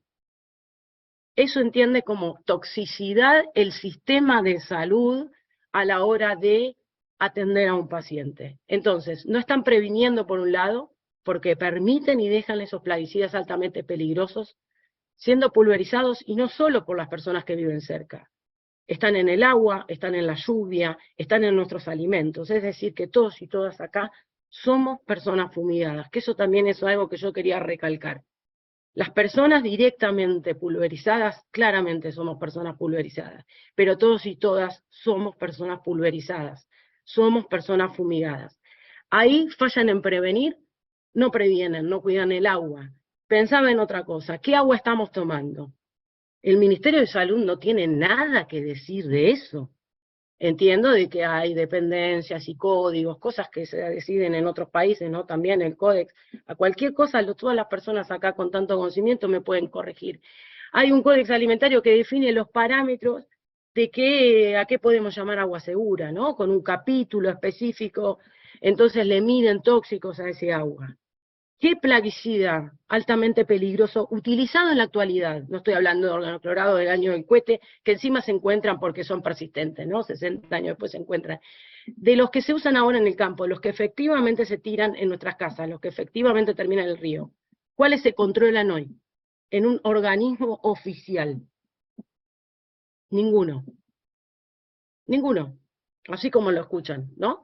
Entonces, eso permite el Ministerio de Salud. Un Ministerio de Salud, a ver, pongamos otro ejemplo concreto, no tiene nada para decir de los plaguicidas. En un momento se armó un debate sobre el glifosato. No es la única sustancia, les vuelvo a repetir, hay 139 ya prohibidas en otro lado del mundo, más o menos unas 500 sustancias que no deberían utilizarse. A mi entender no se debería utilizar ninguna. Cuando se disponen a estudiar el glifosato, es la única intervención que hay, la única recomendación de salud que tiene este país sobre el herbicida más pulverizado de la Argentina en mayor cantidad es el glifosato. La única recomendación es sobre eso. Se crea toda una cosa, otra vez está bien usada la palabra ahí, multidisciplinaria, del CONICET, y hay un montón de gente y de expertos, ahí también interviene salud. Ese trabajo es del 2009. La bibliografía que se utiliza ahí adentro es anterior al 2000, es decir, que es del siglo pasado. Y yo dentro de mi trabajo periodístico y de investigación, me dediqué mucho a seguir lo que son los papeles Monsanto, los juicios contra el Roundup y el glifosato en Estados Unidos, y aprendí mucho de cuáles son los papeles científicos plantados por las industrias. Bueno, ahí adentro, además de la bibliografía científica, que tiene o sea, del siglo pasado para las recomendaciones, tiene por supuesto todos los papers, los famosos papers plantados por la empresa, pagados por la empresa en algunos casos que esconden que son ellos los que lo pagan. Ese trabajo termina concluyendo de que el glifosato no es más peligroso que el lavavajilla industrial. O sea, y eso es considerado ciencia en este país, eso es considerado serio, y se supone que eso tiene que inspirarnos un respeto sobre las autoridades que ocupan los distintos estamentos de salud, el Ministerio de Salud. No me quiero olvidar de una cosa que el Ministerio también hizo, una sola, que no es recomendación, pero sí fue integrarse a lo que se llama las buenas prácticas agrícolas, la red BPA. Pueden buscarse, generalmente todos los organismos van a tener su logo ahí, sépanlo, son 90 instituciones de este país. En eso sí se pusieron a trabajar también, otra vez la palabra esa, intra y multidisciplinarmente, para consensuar, establecer de que bien utilizados esos venenos no hacen nada. O sea, acaban de deducir, contrario además a toda la bibliografía científica internacional, que bien utilizado no hace nada. O sea, tenemos sustancias que se utilizan que recién los daños genotóxicos se ven a 3 generaciones. Digo, está documentadísimo que eso no es así. O sea, el veneno sigue envenenando porque es un veneno, está diseñado para eso. No es que si lo tiran con la máscara adecuada y en una dosis. O sea, no tienen en cuenta más que la dosis letal 50, ¿no? No tienen en cuenta esto que se va a acumular, qué sé yo. Bueno, eso es considerado ciencia científico, interesante, importante. Esa gente es la que está permitiendo que nos fumiguen con esos plaguicidas, que veamos daños como los que está contando Meche, porque Meche termina atendiendo a los pacientes. O sea, es un trabajo que realmente no sé cómo hace, siempre le digo, la admiración eterna. Lo que tenemos que hacer es prevenir eso, ¿no? Acá en el pueblo igual, yo les estoy contando lo que hace toda esta gente, ¿no? Del Ministerio de Salud, yo me pregunto dónde está. Ahí, antes de pasar a lo que pasa en Exaltación, y espero llegar con el tiempo porque me voy a emocionar, quería acordarme algo de Córdoba, por ejemplo. No faltan pruebas, o sea, lo de Corrientes no es un caso aislado, lo que pasa en Exaltación de la Cruz no es un caso aislado. En Córdoba hay pruebas del daño genético, recién mencionaban, ¿no? De daño genotóxico en niños y niñas, desde hace más de una década. Esos estudios ya están. ¿Y qué pasa? Que eso nos sirve para prohibir los plaguicidas y los agrotóxicos en el país. ¿Qué quieren hacer? Y generalmente las recomendaciones es vamos a seguir midiendo, porque los midieron, no sé, o en Dique Chico o en Marco Juárez, pero tenemos que medir en otro lado. Que la genética es diferente. Tenemos genética diferente, depende del país donde vivan la ciudad donde vivan esos niños. Y no, y las pruebas están. Pero bueno, ¿por qué no termina pasando de que el ministerio toma nota? No se enteran, no se quieren enterar. Y hay algo que es fundamental para no enterarse también. ¿Quiénes ocupan los cargos en los lugares donde deberían avisar que eso está pasando? En Córdoba yo les mencionaba recién, el daño genotóxico está recomprobado, ya hay estudios hace un montón. También el tema del agua contaminada. O sea, en Marco Juárez, creo que 2003, 2004, corríjanme si no, pero por esa fecha ya habían encontrado agrotóxicos en el agua. Están los estudios en Montemaíz y un montón que me voy a olvidar de Córdoba. Ahora, ¿qué pasaba en Córdoba igual? Está la doctora Gait, en ese momento estaba la doctora Gait, ¿no? Responsable de la parte ambiental, de salud ambiental, para atender esto, que podría haber sido la que diga, bueno, acá está pasando algo tremendo, ¿no?, con la población. Es oncóloga de profesión, también tiene el privilegio de ser la única argentina médica que figura, lo pueden buscar en la página de Bayer, que compró Monsanto, en un libro especial que sigue estando en la página, en la cual se defiende el glifosato, que bien utilizado no hace nada, y que siguen negando los daños del glifosato, digo, cometiendo hasta fraude. Bueno, esa doctora que estaba ahí en Córdoba, que era la responsable de haber desatado la alerta, de haber prendido la alerta, es la persona que figura en ese libro, la pueden buscar ahí, ¿no? Hablando maravillas del glifosato. Otra persona que ha estado también ahí, que no me quiero olvidar, que trabaja en el sistema de salud, por ejemplo, tiene un nombre nacional de prevención, de control de intoxicaciones, ¿no? O sea, esa persona fue a declarar, por ejemplo, en Rafaela en contra de una ordenanza. Estoy hablando de Susana García, que pertenece a la Asociación Toxicológica Argentina. fue a declarar a Rafaela que la gente estaba buscando una ordenanza de protección y dijo hace re poquito, que el glifosato no hacía nada, que no había pruebas en ningún lado del mundo de que el glifosato hiciera daño. O sea, ni siquiera leyó la monografía 112 de la IARC. ¿Se entiende la irresponsabilidad? Bueno, yo creo que eso no pasa de casualidad. Todo esto es considerado ciencia generalmente en este país. O sea, yo creo que hay que empezarlo a llamar como es, que es complicidad, que son actitudes de incumplimiento de deberes funcionario público, pero además que rayan lo criminal, ¿no? ¿Qué pasa cuando en los pueblos, al contrario, la gente agarra y dice, bueno, tenemos acá problemas, los agrotóxicos nos están enfermando y matando? Les puedo contar rápidamente lo que pasó en Exaltación de la Cruz, que es donde yo vivo. 2 vecinas hicieron un relevamiento vecinal, por manzana, en 30 manzanas, 50 casos de cáncer, en 1 de cada 3 casas hay problemas de salud, tiroides, diabetes, problemas respiratorios. Bueno, ellas son 2 vecinas que salieron porque estaban, la encuesta de desesperación le llamaban, cansada de escuchar o de que su propia familia o sus vecinos se enfermaran y se murieran de cáncer, salieron planilla en mano, casa por casa, a relevar. Yo no les puedo creer la cantidad de cosas que le dijeron a estas chicas. O sea, las ningunearon. Que qué representatividad tenía eso, que eso no podía ser considerado ciencia, que eso no era un relevamiento serio. Bueno, en el Consejo Deliberante, cuando se pidió que se hiciera un relevamiento serio, con un abordaje multidisciplinario, universitario, con 2 universidades nacionales, un abordaje en ese lugar, se votó en contra. Se votó en contra. Y hoy me acordaba, cuando me acordaba de esta situación en el pueblo, hay una nota que le hicieron, y eso lo voy a leer textual, en la revista el colega Francisco Pandolfi, tuvo oportunidad de entrevistar al que era el director del hospital, en ese momento, del único hospital que está en Capilla del Señor, y el señor agarraba y le preguntan, ¿no?, por el agua. Y acá también encontramos 6 agrotóxicos en el agua, ¿no? Entonces el periodista le pregunta, ahí está el director del hospital, por el agua, y él dice, yo soy el director del hospital, que voy a responder solo por cuestiones que tengan que ver con el hospital. O sea, el tema del agua, la ciudadanía no les parecía importante. El director del hospital está hablando de salud pública, ¿no? El agua no le parece importante, a él le parece que otra persona. Él en otra parte dice algo que también es como interesante, pero que pinta que es el sistema en salud pública cuando se habla de agrotóxicos, que no quieren ver o eligen no ver o tienen este tipo de actitudes. El periodista le pregunta, ¿no? Como médico y director del hospital, ¿qué opina del uso de los agrotóxicos? Esto viene una pregunta que él hace después de que el director del hospital niega de que haya problemas y enfermedades, dice que él no tiene conocimiento, ¿no? ¿Y él qué le responde? O sea, ¿qué opina? Le pidió la opinión al director del hospital de un pueblo del municipio donde yo vivo, que les estoy contando, que tenemos relevado, por ejemplo, estas manzanas con caso de cáncer, tenemos agrotóxico en el suelo, agrotóxico en el agua, vecinos y vecinas con glifosato dentro del cuerpo.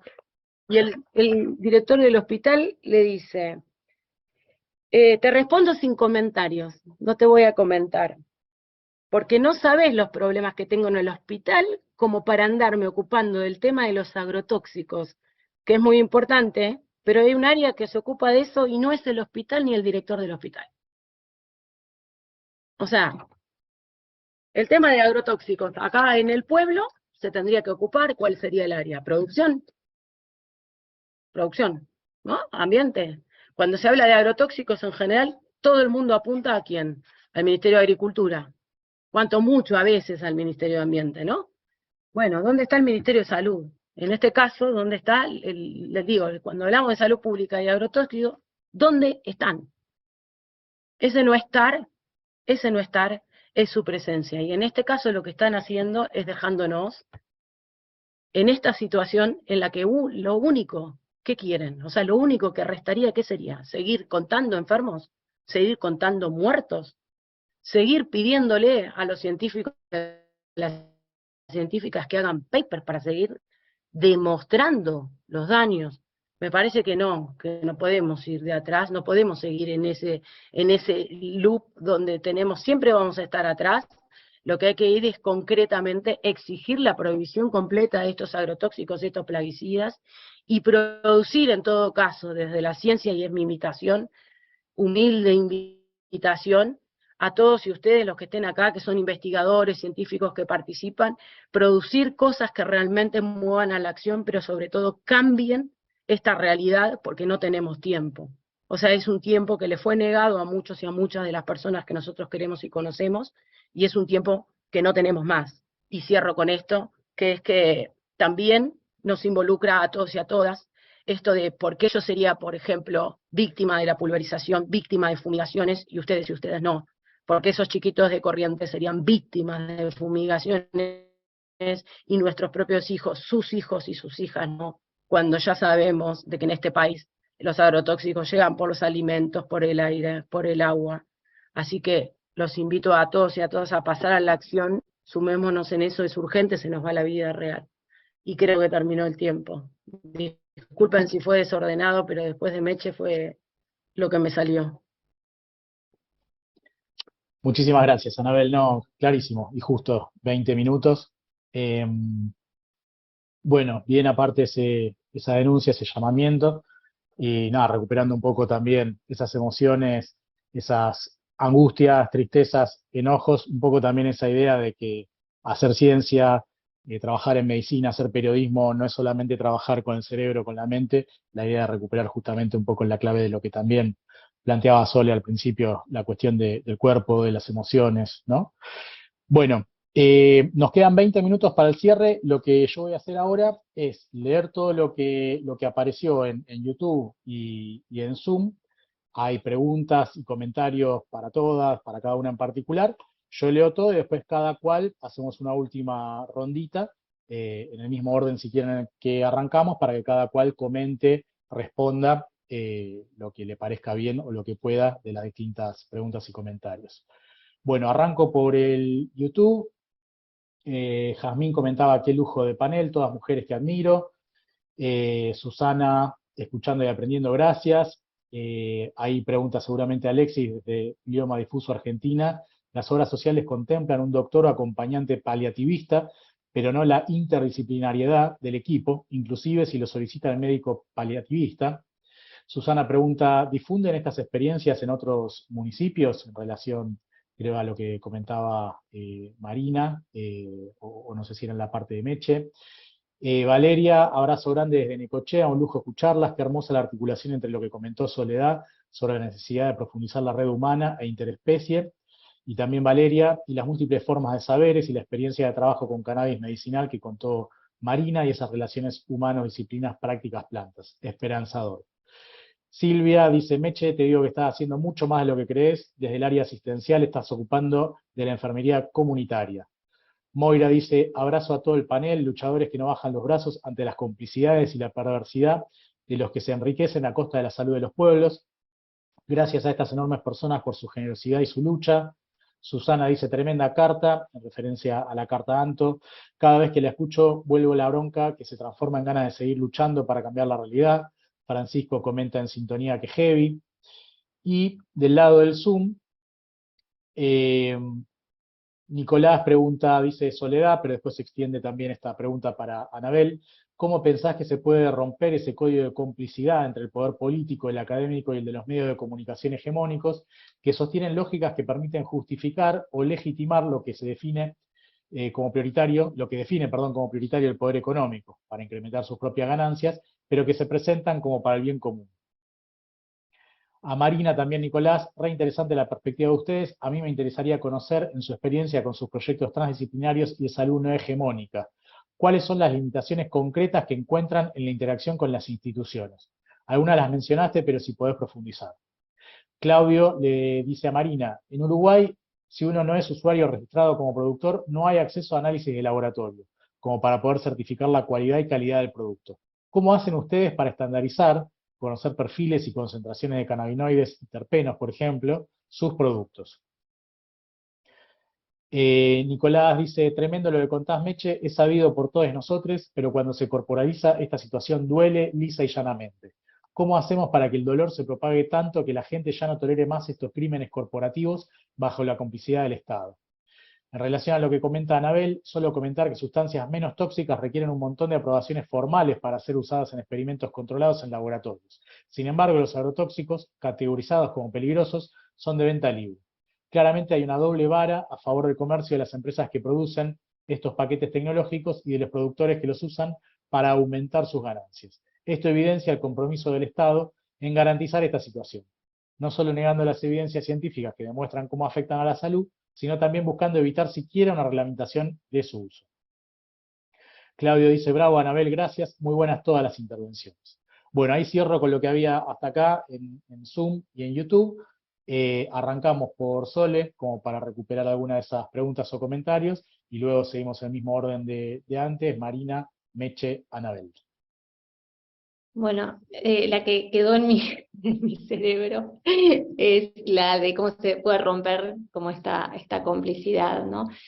Eso es como, cada uno me parece que es a título personal, no creo que nadie pueda endilgarse ninguna fórmula de éxito, porque de hecho no la estamos teniendo, ¿no? Como, y hay algo que es interesante ahí, como trabajar desde la derrota, es una de las cosas que más nos cuestan, porque los triunfos que tenemos son muy pocos, poco duraderos, poco para lo que se ve como algo tan escalado. A mí, digo, no sé, yo veo a mi hija recién se iba, como a mí me provoca terror, como el mundo en el que va a vivir, todo plagado de un montón de problemas horribles, y al mismo tiempo, obviamente, a mi alrededor, igual que todos, tenemos como situaciones que son brutales, y nos encantaría que esto que esto tenga mayor trascendencia, ¿no? Que no seamos un poco siempre las mismas personas, divulgando las mismas cosas, y medio como sintiendo que estamos hablando como por fuera de estos canales hegemónicos tan consolidados y cada vez más fuertes.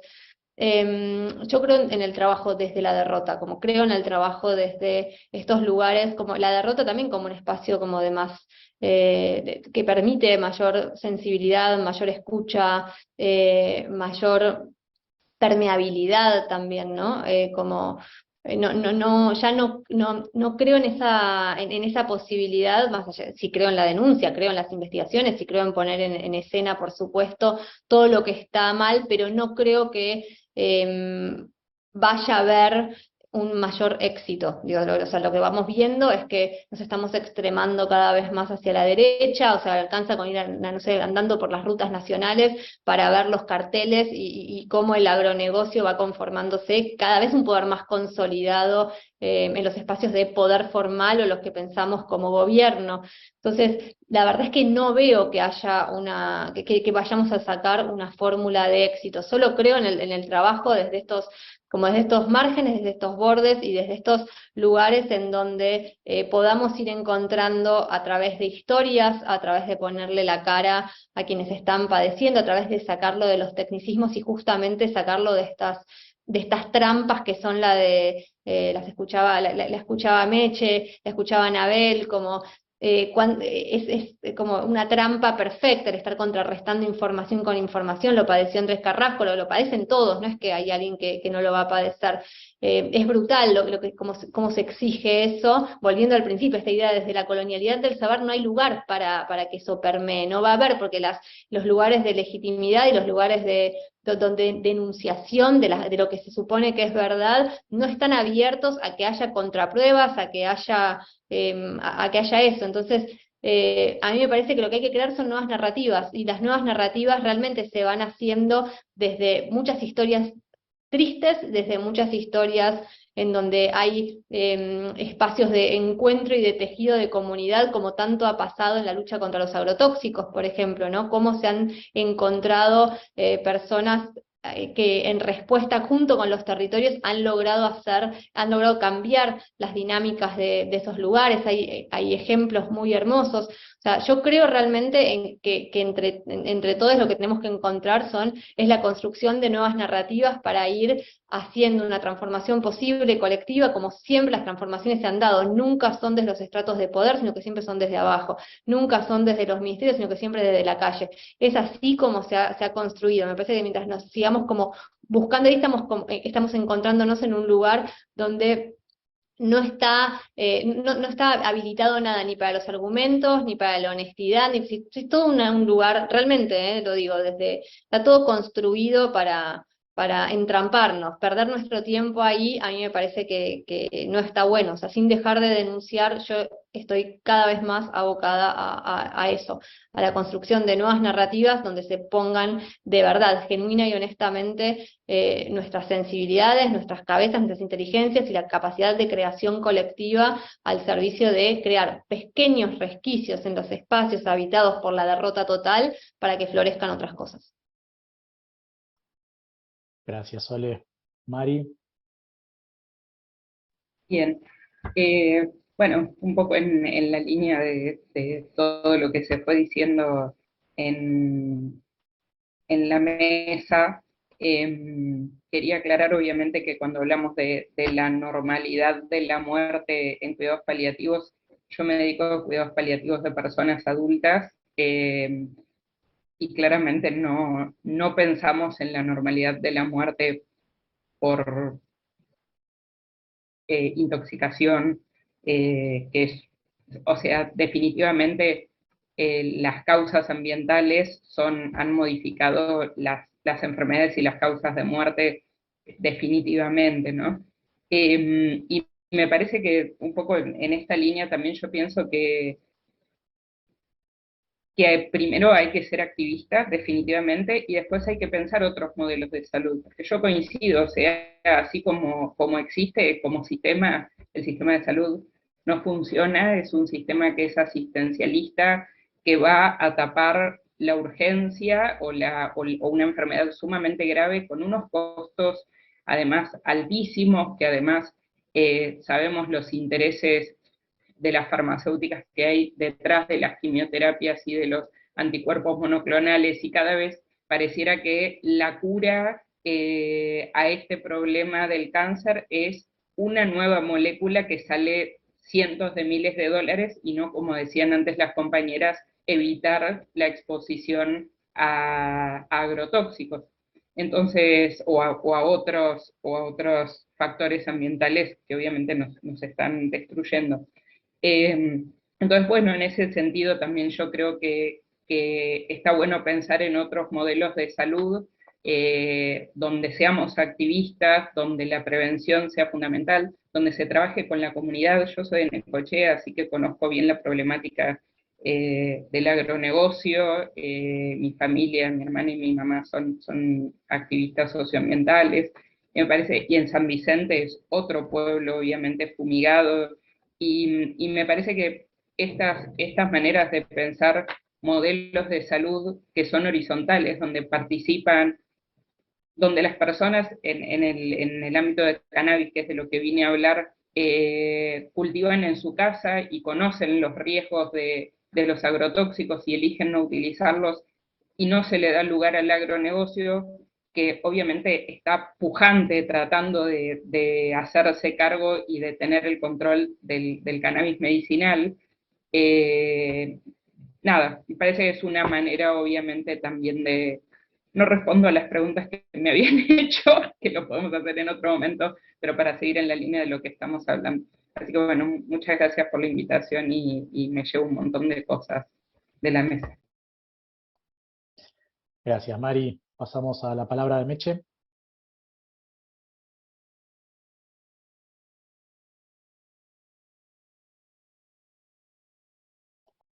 Está silenciada, Meche. Sí, Mati, en relación a esto, ¿cómo esto se puede ir cambiando, decís? ¿Qué opinas? ¿O había Lo otra que vos pregunta? más prefieras, ¿sí? En relación a todos los comentarios o las intervenciones de los No, qué panelistas. sé yo, a mí me parece, yo no veo otra manera de hacer las cosas que como las vengo haciendo de la mejor manera posible. Creo que es desde abajo, denunciando, tendiendo redes, confrontando también con con personajes que sabemos que están de la vereda enfrente y que son en muchos casos los que implementan, digamos, esto que está pasando es un modelo político-económico desde arriba y que baja y que en un montón de otros niveles tiene complicidades. Y esos cómplices que hay en un montón de otros niveles, hay que, si no nos da la fuerza como para derrotarlos o como para quitarlo del lugar, por lo menos hay que sacarle la careta y hay que demostrar que hay otra manera de hacer las cosas y mostrar lo que realmente está pasando. Y me parece que la forma, por lo menos desde este punto de lo que está pasando con el agronegocio, digamos, más allá de que todo parezca una lágrima, hay respuestas en un montón de pueblos, ¿no?, que tomaron la salud, el hecho de la salud en sus manos y salieron a pelear, así como en Saltación, como en su momento en Córdoba evitaron, se llevó a juicio lo del barrio Ituzaingó y evitaron que Monsanto se pueda instalar ahí, y no es menor. ¿Quién iba a creer que Monsanto se pueda instalar ahí? Pero eso no lo lograron solamente con paz y amor y con flores, se tiraron abajo de los camiones que querían pasar por encima de ellas. Fuimos allá o a hacerle el aguante montón en el juicio, porque si en ese juicio tampoco salía, y a la campe, digamos. Entonces me parece que en todo esto hay que tratar de tener mucho pensamiento crítico, hay que tener también una decisión de poder hacerlo, bueno, resistir, es lo único creo que nos queda, ¿no? Por supuesto, siempre, como decía Che, ¿no?, no dejando de lado la ternura, por supuesto, y con las emociones siempre a flor de piel, pero me parece que con algunas cosas hay que ser duro, con las cosas, porque del otro lado no hay mucha tibieza cuando tienen que sacar un nuevo veneno, extender la barrera del agronegocio y sacar, no sé, a los bichis, mantenerlos contra un lugar y sacarles del monte y tirarles veneno. Ahí ellos no son tibios. Entonces me parece que no es un tema menor como para que uno piense, por supuesto que es una cuestión de fuerza también. Y bueno, y la fuerza desde el lado nuestro y desde abajo se hace también tender redes entre nosotros. Gracias, Meche. Bueno, nos queda solamente la última intervención de Anabel. Leo rápidamente, antes de que intervenga Anabel, los últimos comentarios que hubo. Susana dice, en línea con lo que decía Meche también, el triunfo es estar acá, en otros momentos esto no ocurría. Reconociendo el problema, estamos comenzando los procesos de resistencia, dice Silvia, que también dice, para quienes defendemos la salud, desde el buen vivir y bienestar, el camino está ahí. Y leo también lo que comenta Luz, dice, buenas, muy fuertes todas las exposiciones, desde algunas organizaciones e individuos nos organizamos para armar una campaña por el agua limpia en las escuelas, para que agreguen a los estudios regulares que hacen en el agua de las escuelas, que suelen ser microbiológicos y alguito más, para que agreguen justamente agrotóxicos, al menos los más utilizados en la zona. Presentamos modelos de ordenanzas en 25 municipios y a su vez lo mismo en los consejos escolares. Obviamente no nos dieron bolilla, pero les invitamos a sumarse y a presentarla en sus municipios. Bueno, Anabel, nos quedan 3 minutos, te invitamos a hacer la última reflexión.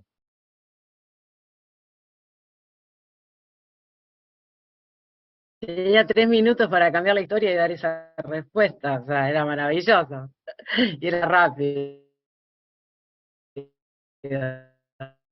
No, creo que y no se puede porque la situación no es pacífica, o sea, no tiene nada de pacífico, no tiene nada que invite al diálogo, que te enfermen y que te maten a los que vos querés, que te arruinen bienes naturales comunes que ponen el futuro, las futuras generaciones en riesgo. O sea, eso no tiene, digo, la radicalización es excluyente, diría. O sea, Yo creo que no resiste para más, y también creo que lo que sí es urgente es desnaturalizar algunos discursos. O sea, muchos por suerte se desnaturalizaron, o sea, ya no nos comemos, la mayoría de la gente no se come esa de, no, somos productor de alimentos, necesitamos, sí, la Argentina tiene la producción de alimentos, necesitamos este modelo porque estamos alimentando al mundo. Digo, algunas cosas así como eso se cayó, por suerte, que es algo inventado por el agronegocio. Claramente con los envenenadores de atrás, lo que tenemos que desnaturalizar es que la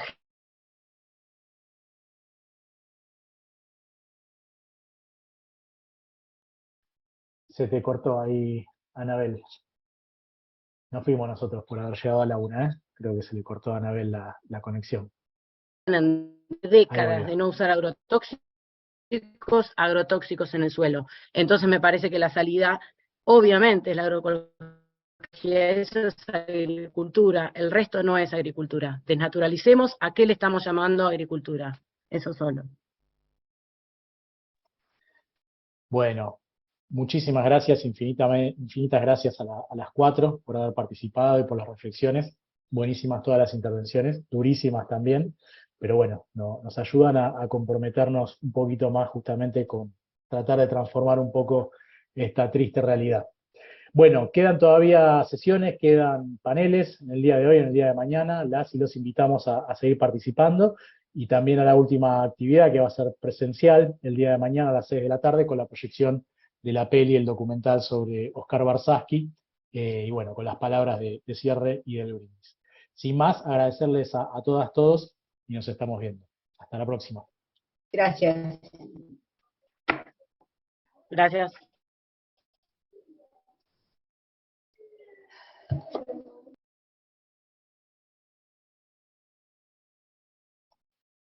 Bueno, muy bien Darío, muchas gracias por toda la ayuda, y a todas quienes también hicieron comentarios. Gracias, Matías, participaron. por la invitación. Gracias, A Matías. vos, Anabel.